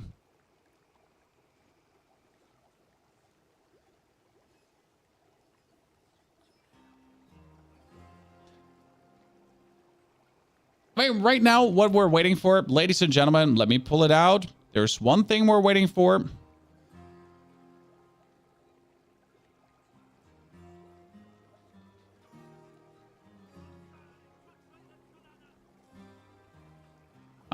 Is this man made a tweet, ladies and gentlemen, and then he went to bed. Adam Fletcher, Global Community Development Manager at Blizzard, and the tweet was... The team got together to discuss some of the Abattoir of Zir feedback you have all been sending over. We have some changes in the works. We'll share more tomorrow. Goal is for a hotfix with these updates before the weekend. And I think I'm going to do myself a favor. I have a great build. I have a very good build with this one. This one is min-maxed. The only difference we can make, obviously, we can play the ring here to have our 17,000 life going on. We have everything. Like, let me shortly walk you through. We have cleared the tier 11 guys. Tier 12 is just waiting to be cleared if we don't get one hit. We're currently playing a Corpse Explosion build, okay? So maximum emphasis on Corpse Explosion. 18 ranks in Corpse Explosion, guys. 18. I could only get a Black River with 1 rank more for 19 and Shaco for 23. We also have 5 ranks in Blood Mist, or in this case, 9 in total. Which brings us also into Blight and Hoot Flash being leveled up quite nicely. So we get a 48% lucky hit chance on bosses to create corpses. That's kind of sad that the enemy is not a boss. He's actually an elite. With more Fueled by Death happening as well. Then we have 10 ranks in Corpse Tendrils and 5 ranks in Decrepify for more damage reduction, plus another 3 ranks in Gloom.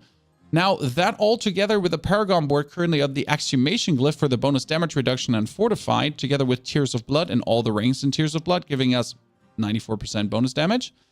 Also, we have the Damage Over Time Glyph, which gives us multiplicative bonus damage, which can change out for Darkness, because Darkness will give us 10% damage reduction, right? Then we also have a Control for the 20% multiplier, and last but not least, we have Desecrated Ground for another 15% multiplier. Now, I would currently say that the Scourge could probably go out for Darkness, because Darkness will give us more shadow damage and it will give us a 10% damage reduction as well. That's quite nice. That doesn't hurt. Why wouldn't we? Correct?